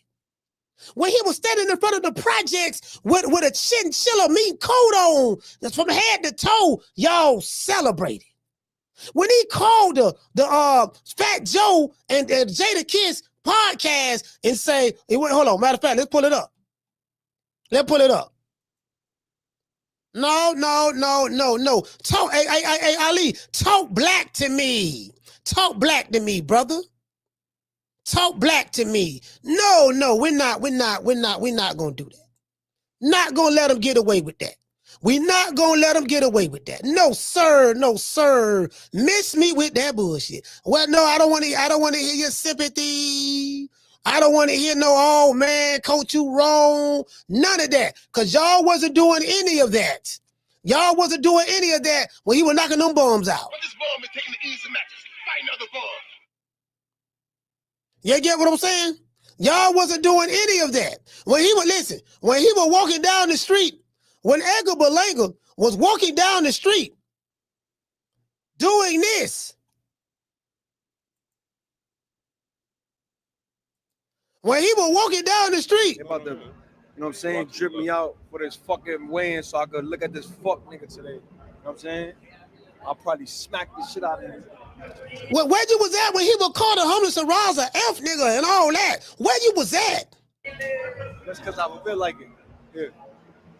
I want to go. Are you looking for something specific, like any colors like that? I'm going to the crowd, bring me out. Where you was at then? You didn't feel sorry for them tomato cans he knocked out, did you? Y'all celebrated. You was happy. So miss me with that bullshit. No, we laughing at this nigga. He had it coming. Call her, what's your name? You call her from? It's CJ from the 504, coach. CJ, talk to me. What's up with you, man? What's up with you, fam? I'm doing good, man. Hey, coach, I think we got to salute Berlanga, man. I think we got to salute him for taking the tough fight. You know, he went 12 grueling rounds with Canelo. You know, he did pretty good movement in my opinion, and he did stand his ground in that fight. And you got some people calling Sheeraz, you know, the 168 Thomas Hearns, man. That's a tough fight. Yeah, that's some bullshit. I don't agree with that. I just saying what the people saying, Coach. Yeah. But I think he fought the right game plan, you know, because Sheeraz had more of a reach. So I think that he did good by getting on the inside. But what we didn't account for is Sheeraz having all this magical power on the inside in the pocket. I'm being honest. I'm just saying from the picture that I saw. Now I'm not saying that the man cheated. I'm not riding with that. You know, the VADA test haven't come back yet. You know, they take one before and after the fight. But I'm just saying when they showed the hand wrap, they looked like they was about 2 inches thicker than you usually see hand wraps. I don't know who wrapped his hands. I don't know who was in the room. But I think they need to get a second pair of eyes. They need to get a collection sample from the young man, man. Something ain't right, man. You understand what I'm saying, Coach? Because we've known Berlanga to take, you know, punches in the past, and he gotten up and gave us a great fight. Because if you notice, every time Berlanga got knocked down, he clapped his gloves together, pumping himself back up. Yeah. Because that's the heart of a champion. When a man claps his gloves together like that, when he get knocked down, that man's showing heart of a champion, man. That man got up every time he got knocked down. And what did he do? He didn't back up and box. That man came forward. That man came forward when he got knocked down, man. And he wanted to get the fans a show, man. You know, and all that, you know, they say he talk a lot of trash. You know, he do talk a lot of shit. But all he doing, Coach, you even said this yourself. These fighters have to learn to market themselves, man. And I think that Berlanga does listen to the show. And I think that the Puerto Rican assassin has taken a page out of your book and marketed himself well. You know, he's marketed himself. You know, like you said, the chinchilla in the projects, man. See, that's something that fighters did in the past, man. See, that's Frank Lucas. Frank Lucas, that's Frank Lucas right there. Yeah. Yeah, that's Frank Lucas type. You got to block that shit, man. You know what I'm saying? That's what they call that shit that was on that damn rug, man? The man said that was that camel hair. Yeah. But yeah, bro, I think Berlanga, he gonna bounce back, bro. I think he gonna bounce back. He only got, you know, he got knocked out one time. You know, fighters always come back from a knockout. Yeah. And I think all he got to do, bro, is he got to get back in the grind, get in the gym. And I think Berlanga is great for boxing, man. The man is a superstar, and we got to show the man some respect, man. All right, shout out to CJ. Yeah, you know, listen, I do think he's good for boxing, though. I think Edgar Berlanga good for boxing. I ain't gonna, because he's funny, he's entertaining. He really is funny and entertaining. I really do think he's good for boxing. Hold on. Hold on. Look at his hand. What about here? You notice anything? What about here? You notice anything? What about here? You notice anything? He never took that left hand wrap off. Why not? When he hit Berlanga with those left hand thing, look at his hand. What about here? You notice anything? What? This sounds just like. Hold on, I got to show y'all. Hold on, I'm gonna show y'all. I know what I'm talking about. Hold on, wait. I got to pull Wild up. I got to do pull Wild up to show y'all. This is very similar. Carter, what's your name? You calling from? What's up, Coach? It's Derek from Florida. Derek, talk to me. Man, I ain't trying to hear my last call. It's none but excuses. The problem is, Berlanga got no fucking chinny. It's like I be saying to all these other fighters, nigga ain't got no chin, Coach. And when I watched the fight, he got hurt with a right hand, too.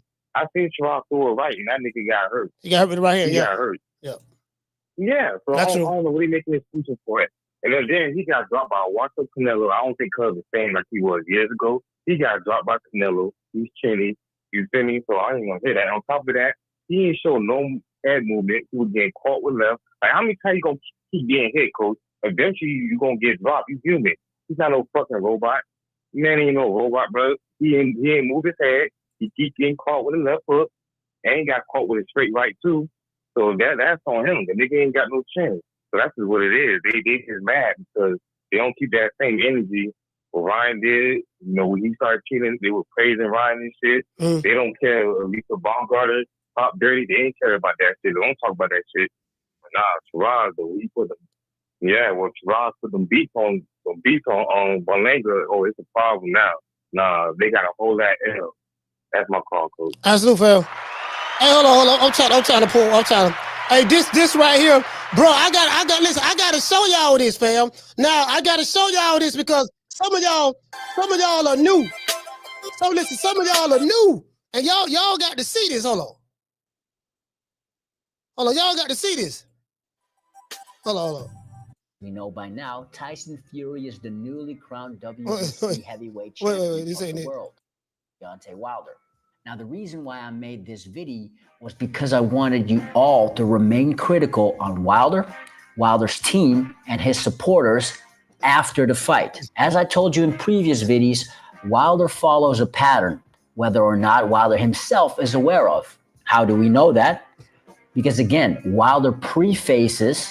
There's no excuses, but I make no excuses tonight. Then goes on to make the excuse. I had a lot of things going on coming into this fight, but it is what it is. My leg was already coming in due to other little things. When going into the Fury 2 fight, nothing seemed wrong. But this time around, I'm in full health. I got both of my hands together. And with Deontay Wilder, I'm unpredictable, so you just don't know what's going to happen. But I know when it comes, bam, baby, good night. But this time around, it's a totally different story. He would not get up this time around. And this is the problem with fanboyism. A fan crafts an image of someone which comes with a certain expectation. Y'all remember that song about Michael Jackson? This time around, ain't taking no shit. They really wanna use me. Hold on. This it right here. See, hold on, I gotta show y'all this. This is what I wanted to show y'all. Deontay Wilder. Let's go! See, they see right now the Edgar Berlanga fans crashing out right now. Oh! That boy was poisoned last fight, dog. Exactly, something was wrong with that dude. They doped his water. Let's go, Deontay. Round 2. 2-0 for Deontay Wilder. Stay active, Deontay. Tyson Fury looks like shit, dog. Tyson Fury, nice hook. Nice hook, and he knocks him down. He did. That's a nice hook. He got him. Knocked him down with the hook on the inside, dog. And Deontay Wilder looks wobbled. Oh, man, let's go. Good shot by Tyson Fury. That's a legit knockdown on Tyson Fury with a hook on the inside. Let's make it happen. Deontay Wilder gets dropped. Man, that didn't look good, dog. Oh, no! Oh! Let's go! Drops him. Nasty. Drops him. Nasty. And knocks him again. Let's go. That's two. That's two, you bitch ass. Let's go. Drop his ass again. Let's go. Bitch ass. Let's go. Call that man on the fouls. Deontay Tyson Fury trying to cheat. Tyson Fury is a big fat back cheater. Deontay, look at him. Look at that shit. That's what I'm talking about. He didn't have any intention on landing that punch. Flew right by him and tried to choke him. Man, get out of here, Tyson, you fat fucking bum. Tyson trying to do that neck shit again. Hit him on the knees. Deontay Wilder catch his boy. Tyson Fury throwing sloppy ass punches with his fat ass. Let's go, baby. Dude, Tyson Fury is hitting him with elbows, hitting him in the nuts. Does this sound familiar? Now just replace this with Edgar Berlanga fans. They crashing out right now. Deontay looking a little tired. Gonna have to take a round off. Tyson Fury got that Nangelo in his system. Look how he looking. He's in disbelief. He's in disbelief.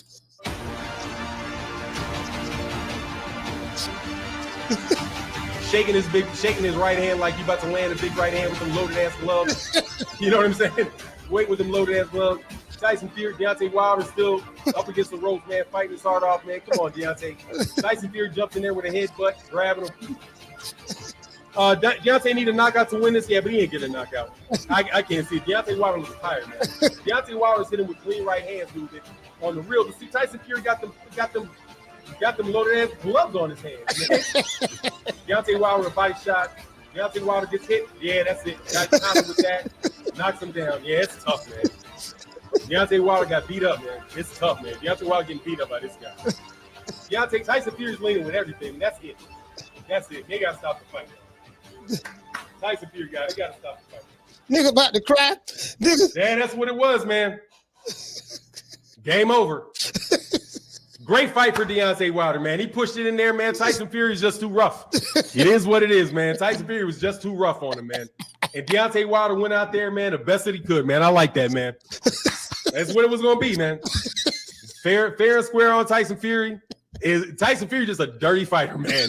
And it's tough to fight a guy, dude, that's all that weighing down on all that weight, man. It is what it is, man.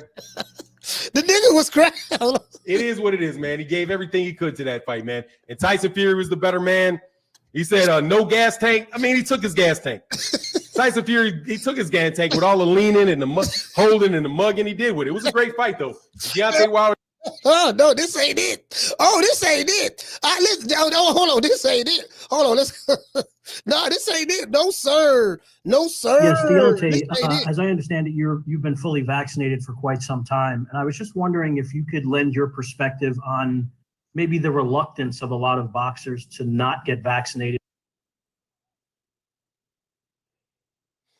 Hello. It's all around the world. And a lot of people are frightened to what they have heard of what's been going on. So, for me, we thought it was be a great idea for us. Oh, so hold on. So he talking about the suit. That ain't it though. He talking about the suit. That ain't it. Cause I gotta hold on. Let me see where we at.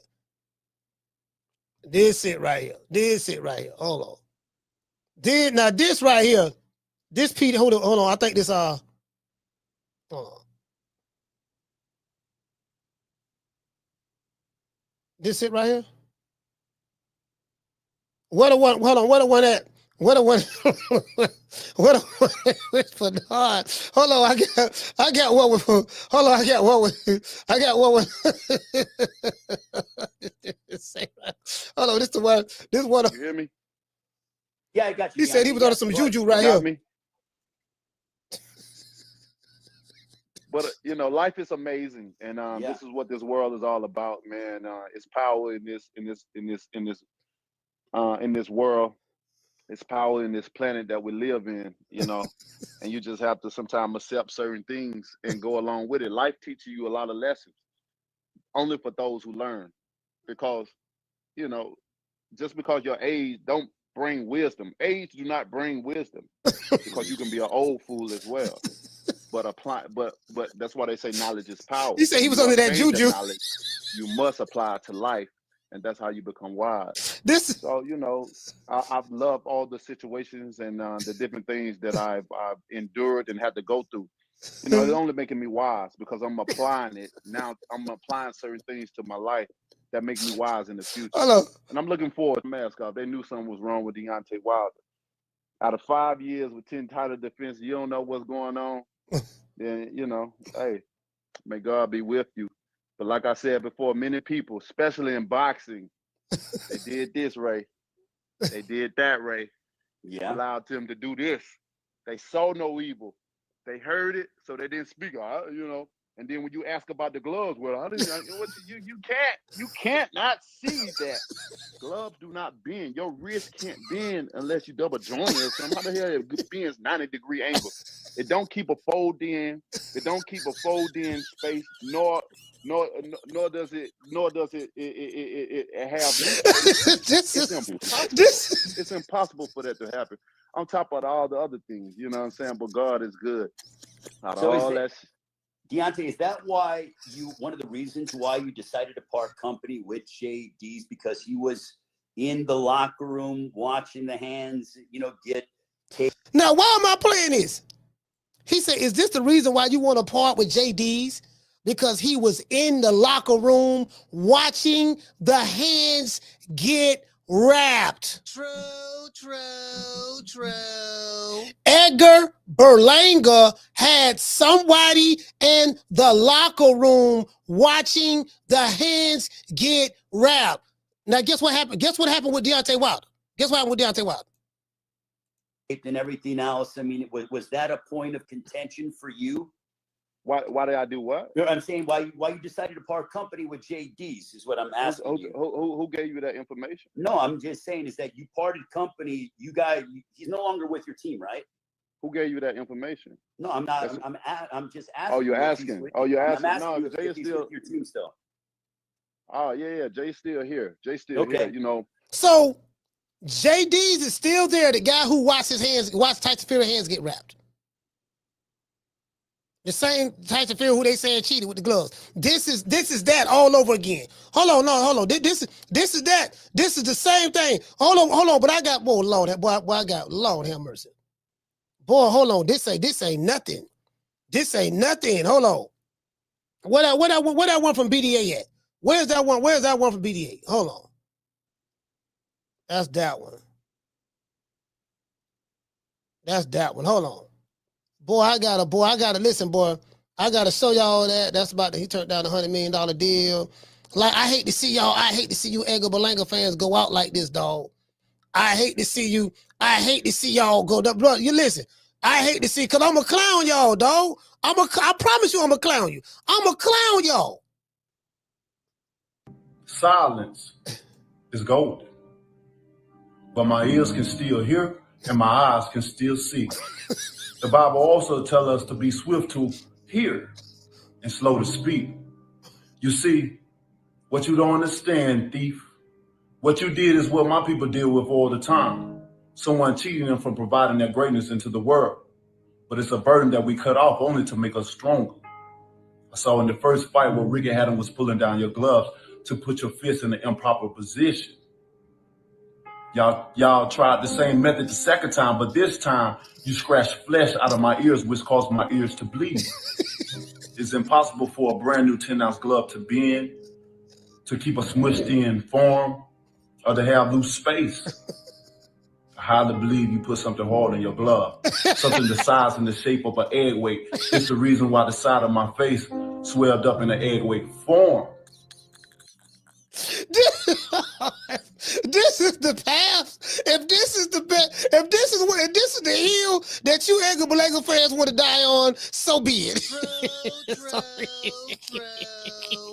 I've seen this before. And it left a dent in my face as well. But in the midst of it all, you still couldn't keep this king down. You would have had to kill me. In the end, it took a crab in a bucket referee and a disloyal trainer to throw the towel in just to stop me. Proverbs, the 6th chapter 30, 31st says, excuses may be found from a thief who steals because he is. This nigga doing Bible verses. Shout out to Jamaica King. Starving. But if he is caught, he will have to pay back 7 times what he stole, even if he had to sell everything in his house. And payback is coming. Hey, so this you Edgar Berlanga fam. I swear to God, I warned y'all. Y'all don't want to listen, bro. I've had so much fun with the Wilder fans on this. Bro, y'all, listen, I'm telling y'all don't want to do this, dog. Please, listen. You do not want to go down this hill, bro. This is a hill that you do not want to go down. You're not going to win this battle. Not with me. Not with me, boy. I'm telling you, not going to win this battle, bro. Listen, I've been here before. I'm telling you, I went through it with the Wilder fan, bro. I'm trying to tell you, boy. It is what it is. Listen, y'all don't want to do this, fam. I'm trying to warn you. I'm trying to stall you. I'm like, look here, dog. You don't want to. Nah, dog, you don't want, you know what I mean? You sure you want to do this? Are you sure? You sure this what you want to do? Yeah, that's exactly what I want to do, nigga. You know what I'm saying? No, man, we got the man. You know what I'm talking about? No, you see what I'm saying? The head weights and y'all don't want to do this, dog. Not this, dog. Not this, dog. Not this. Y'all, I'm begging you. This is a PSA message to all of the Edgar Berlanga fans. I am ruthless. I'm telling you, I'm ruthless. Boy, I would not stop. I swear to God, I won't stop, boy. It's gonna be just like Diddy. Yeah. Can't stop, won't stop. Bad boy. Take that. I'm telling you, bro. Y'all don't want to do this, though. Not this. Like this ain't the hill. This ain't the hill you wanna. You know what I mean? You wanna plant your flag at and say, no, we gonna fight this war right here. This what we gonna fight the war at. I'm telling you, dog. You don't wanna do this. Not this. Hold on. I need to find that one from BDA. That one from BDA was hilarious, bro. Dr. Umar say, please tell me Deontay Wilder, our brother Deontay Wilder didn't lose the fight. He lost the fight. How? How did he lose? This was Tyson Fury was fat, white, mayonnaise man. Like how they, bro, y'all don't listen, fam. Y'all don't want to do this. Please don't. Please, I'm begging, please. Y'all don't want to do this, fam. Not this right here. Not the, bro, I got 2 minutes. Hold on, let me let y'all see what I'm looking at. Y'all see this right here? This is called receipts. 91, 93 videos. That like this right here, this is the folder with nothing but receipts. I could just go here and pull one out. Hold on. This is the last call. Right here. Shit. This is the last call right here. Hello, how you doing, sir? I'm calling. What's your name? Where you calling from? It's Jeremy from Miami. Jeremy from Miami. Talk to me, brother. Yeah, man. I just wanted to just say that this whole Wilder situation, he made it such a big deal, and they went into all these videos and all that other shit that he kind of had some of us out there thinking that, damn, Tyson Fury could have possibly cheated. Then they showed the gym situation where he had took the padding out of his gloves, out of his training gloves or whatever. So I was under the impression that he really did cheat Deontay Wilder. But after the third fight, when Deontay Wilder got his ass whooped, and his ear got busted up the same damn way, you know, I remember it like yesterday. Me and my daddy was watching that fight. And we looked at each other, and I said, well, damn, this whole time it wasn't no goddamn egg weight. That was just his motherfucking fist. He just hit that nigga so hard, he felt like he got hit with a motherfucking egg weight. God damn.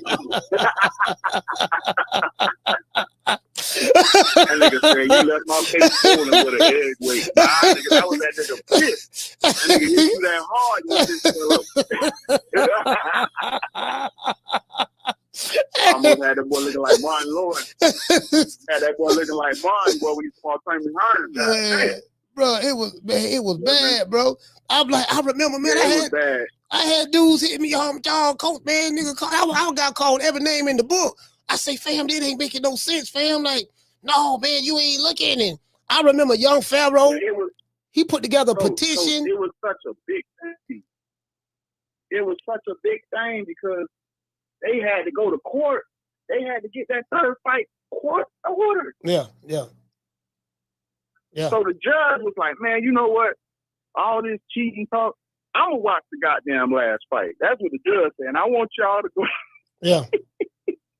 The judge say, I'm going to order this third fight, and we're going to take all precautions to make sure that this dude is quote-unquote not cheating. So that was just eye-opening to me, man. Me and my daddy looked at each other, and I say, damn, it wasn't an egg weight. It never was an egg weight. They just bust out laughing. We bust out laughing. God damn. Hey, Jeremy, salute, man. Miami, man. Dade County, man. Trail 5. Hey, man, what part of Dade County you from? Miami. All right, salute, fam, man. You from the city. All right, salute, fam. Thank you, brother. Shout out to Jeremy, man. Yeah, man. He from the city then. When you say Miami, he from the city. Hey, look here, man. I'm trying to find that one for BDA, but that BDA was funny, boy. Hey, goddamn, bro, like y'all going out, man. Y'all don't want to do that, bro. I'm begging y'all. Y'all, please don't do that, bro. I had so much fun. Hold on, Deontay Wilder. What the one Deontay Wilder at? Bro, I had so much fun on that, bro. Bro, y'all don't understand, bro. Like I think it was Deontay Wilder's excuses. They had one with Dr. Umar Johnson, bro. Dr. Umar was like, how? This is a big fat mayonnaise man. Like, how did he, let's see, Deontay Wilder, excuses. BDA, hold on. I got that shit. That shit is hilarious, bro.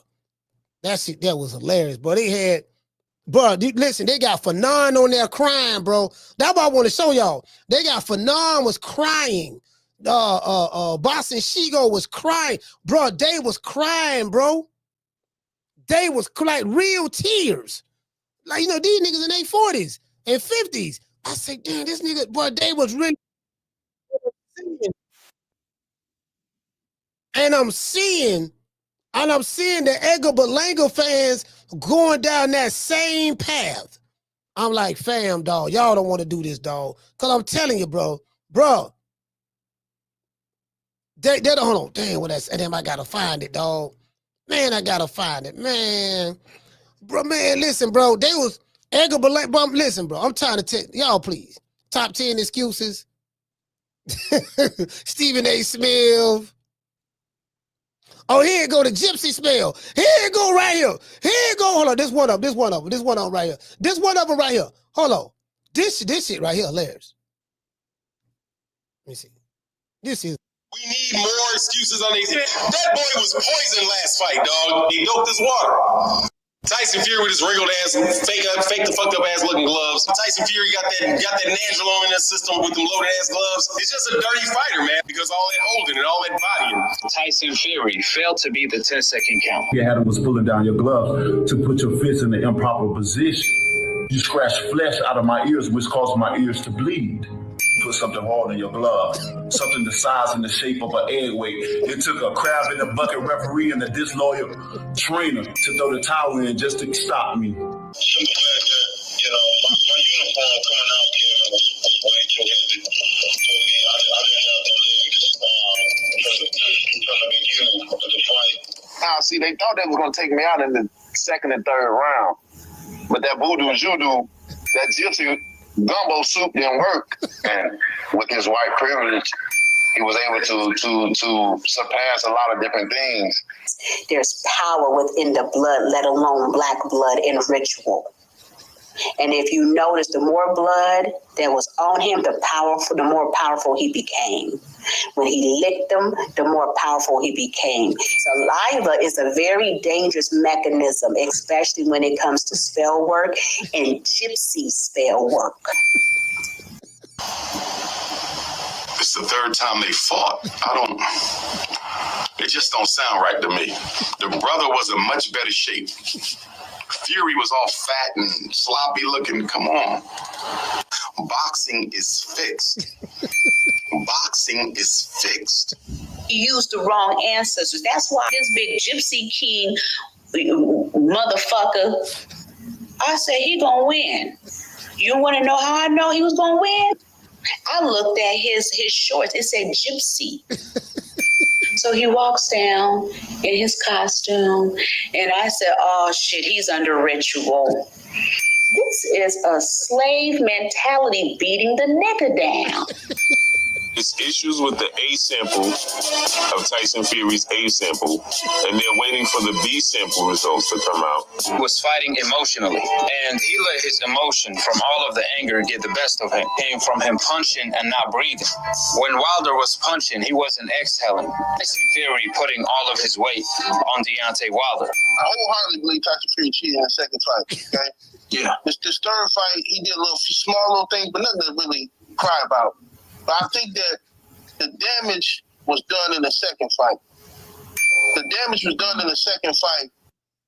Bro, like, this is, I'm begging, bro, I'm begging y'all. Hello. Edgar Berlanga fans, Edgar Berlanga, you, your wife, your fans, y'all stop, please stop. I'm telling you. I'm telling you, listen, this is my last plea. Bro, I used to have so much fun back in the day with these excuses. I'm telling you, fam, y'all don't want to go down this path. Let's give everybody a round of applause. Nah, don't do it, dog. Don't do it, dog. Don't do it. I'm telling you, dog. Don't do it, dog. Don't do it, dog. Don't do it. I'm telling you, boy, listen. This right here, you lucky I can't find that one where Fannon was crying. Fannon was,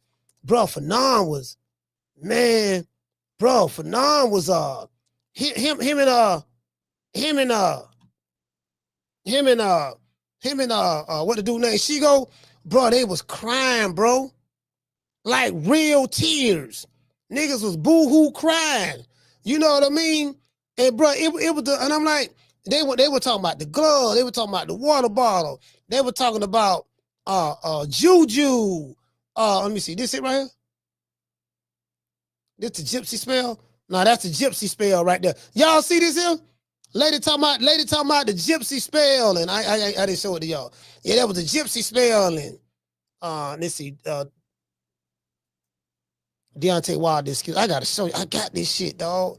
I got it, dog. I saved it. I saved it, bro. I'm telling you, I had that shit, fam. I'm gonna save it for next time. I'm gonna save it for next time, dog. When I show y'all, cause I want to show the Edgar Berlanga fans this here. I said, look, y'all, listen, y'all show y'all want to go down this path, dog. Because, bro, like we ain't gonna do nothing. I'm telling you, we gonna laugh. We gonna laugh, dog. We gonna have some fun. We gonna have some fun with this one. I promise you, we gonna have some fun, bro. I ain't had a good laugh like that in a long time. So I'm looking to laugh at you niggas anyway. You Edgar Berlanga fans, I'm looking to laugh at y'all anyway. If y'all thinking that this nigga was he got hit with a cast or something like that, I'm like, fam, but something wrong with y'all, bro. Like for real. I mean, I get it. And guess what? And if you got proof and evidence, I'll put it out there. But guess what? I bet you they won't do it. True. Shout out to Mr. T. Hey, okay. Jumping out to that super chat. He said, Edgar fans, y'all should definitely call this bluff. Yes, call the bluff. Shout out to AGR. Hey. Okay. He say a film by Ali said Spanish LDBC. Salute to you, fam. Shout out to the Cardenas. Hey, okay. Shout out to Flip. Hey, okay. Shout out to Sorro. Hey, okay. Mr. T. Hey, okay. Andy Payne. Hey, okay. Timothy Bradley. Hey, okay. Shout out to Jamie Vasquez. Hey, okay. Let's give the super chatters. Hold on, let me see.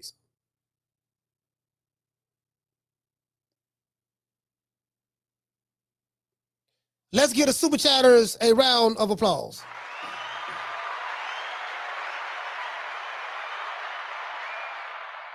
Bro. Hey, listen, them Deontay Wilder days, we used to have so much fun over here, fam. We used to have so much fun over here doing this here, bro. And I'm like, man, listen, I'm trying to spare y'all. I want to thank the whole hood who came out here. I love y'all. I did this for the hood. Y'all know I beat that boy.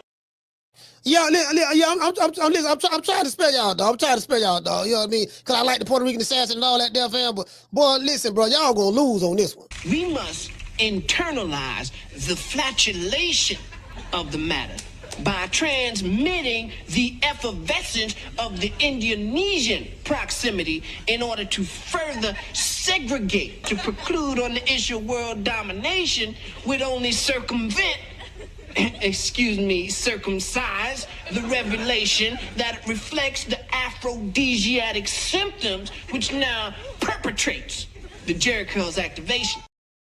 Man, look here, man. I'm trying to tell you, we trying to perpetrate the Jericho's activation. The Jericho's activation, it is what it is. You need a testosterone injection. Your estrogen is getting the best of you, my brother. You need a testosterone injection. Your estrogen is getting the best of you, my brother. You are part of the estrogen-based anti-masculinity movement. Stop worrying about me with no shirt on. You are part of the estrogen-based anti-black masculinity movement. I just came from the beach in St. Croix. I took a dip with the ancestors. Is that all right with you, Negropean? I just took a dip with the ancestors. Is that all right with you, Negropean? I just took a dip with the ancestors in the ocean of St. Croix. Is that all right with you? Stop worrying about me and no shirt. Somebody get that brother some testosterone. Somebody get that brother some testosterone. His estrogen levels are a bit too high. Yeah, man, when them estrogen levels get a little bit too high, y'all know what it is. Don't ever forget, when I found you, you was strung out on coke. When I found you, you was like a big house, contemplating about killing yourself. So don't you ever forget who brought you to Big Time Box. I drugged you back. I brought you back. I provided food and put food on your table for your family to eat. And I'm doing it for the second time. So don't you ever forget that. Yes, sir. Y'all know what it is. See your eyes shining. She's my soul bunny, please. And with the lights too, she's my sweet love of cream. Talk to my nose, this love has got it so raw. Make you move, stepping out of control. It's me against the light. Snow bunny. Moving on the bar. Everything's alright.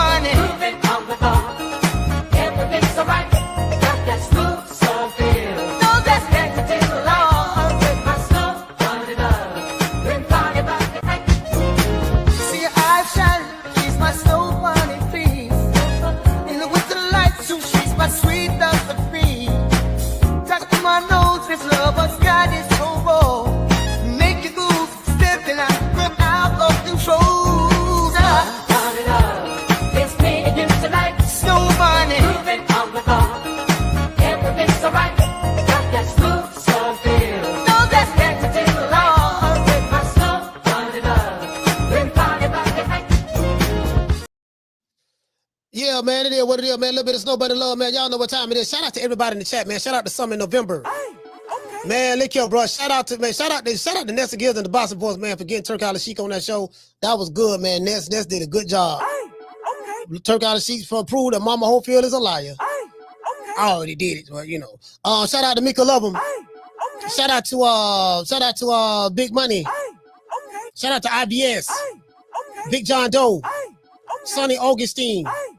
Julio Guzman. Fight Side TV. Shout out to Iron Kong 26. Shout out to La Jessica. Shout out to Yay. Iron Kong on Julio Guzman again. Let's go over here. Shout out to Miss Connie. Shout out to Mr. Corey Bradley. Andy Payne. Shout out to Naj. Superman. Shout out to Mr. Tomato Can.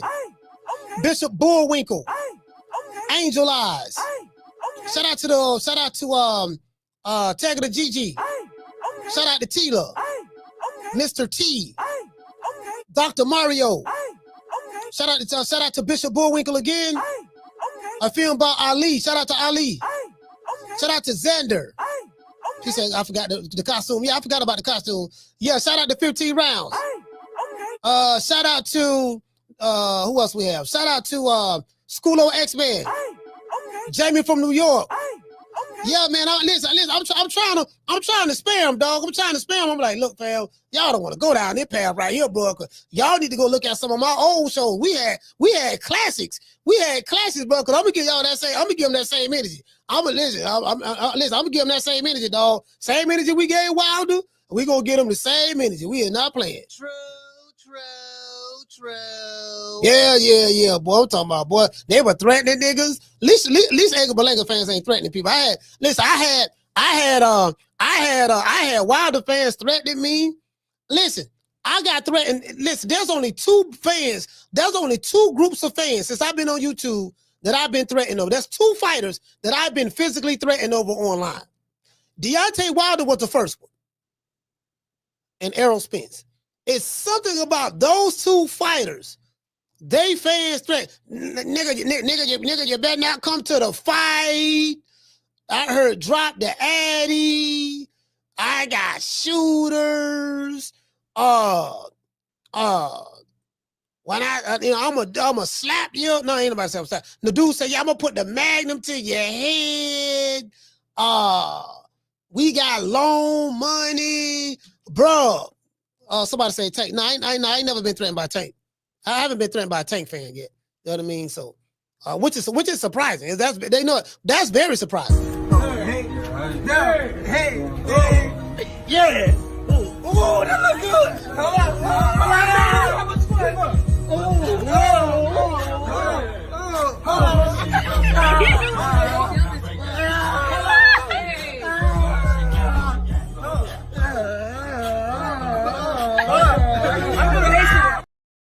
Yeah, cause Boots fans threaten you too. Boots fans threaten.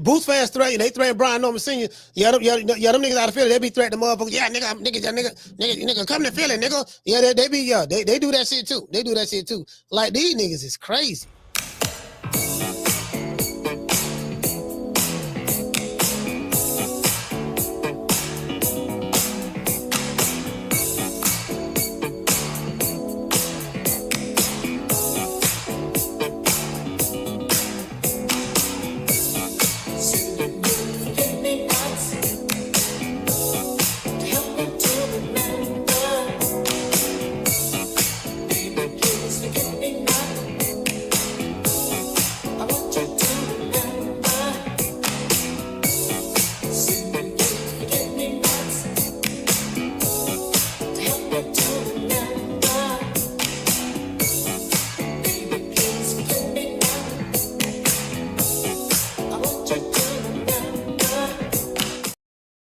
Yeah, these niggas be crashing out over their favorite fighter now, boy. I'm talking about now ain't nothing gonna happen. They don't never do nothing, but I'm just saying, but they be mentally unstable by their fighter, boy. You get what I'm saying?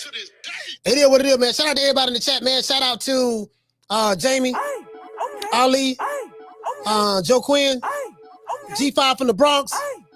Shout out to Clint Cummings. Who else we have? Tegra Gigi.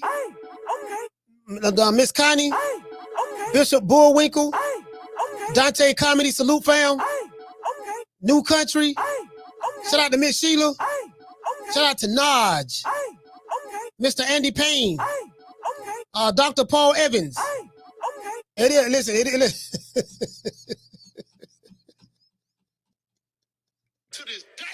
They ain't gonna let it go. Yeah, they ain't gonna let it go. They ain't gonna let it go. They ain't gonna let it go. I catch out on the next one. You know my motto. Don't beat me there, beat me there. Peace. Man, I'm out of here, bro. Let's go. Man, I'm out of here, bro. Let's go.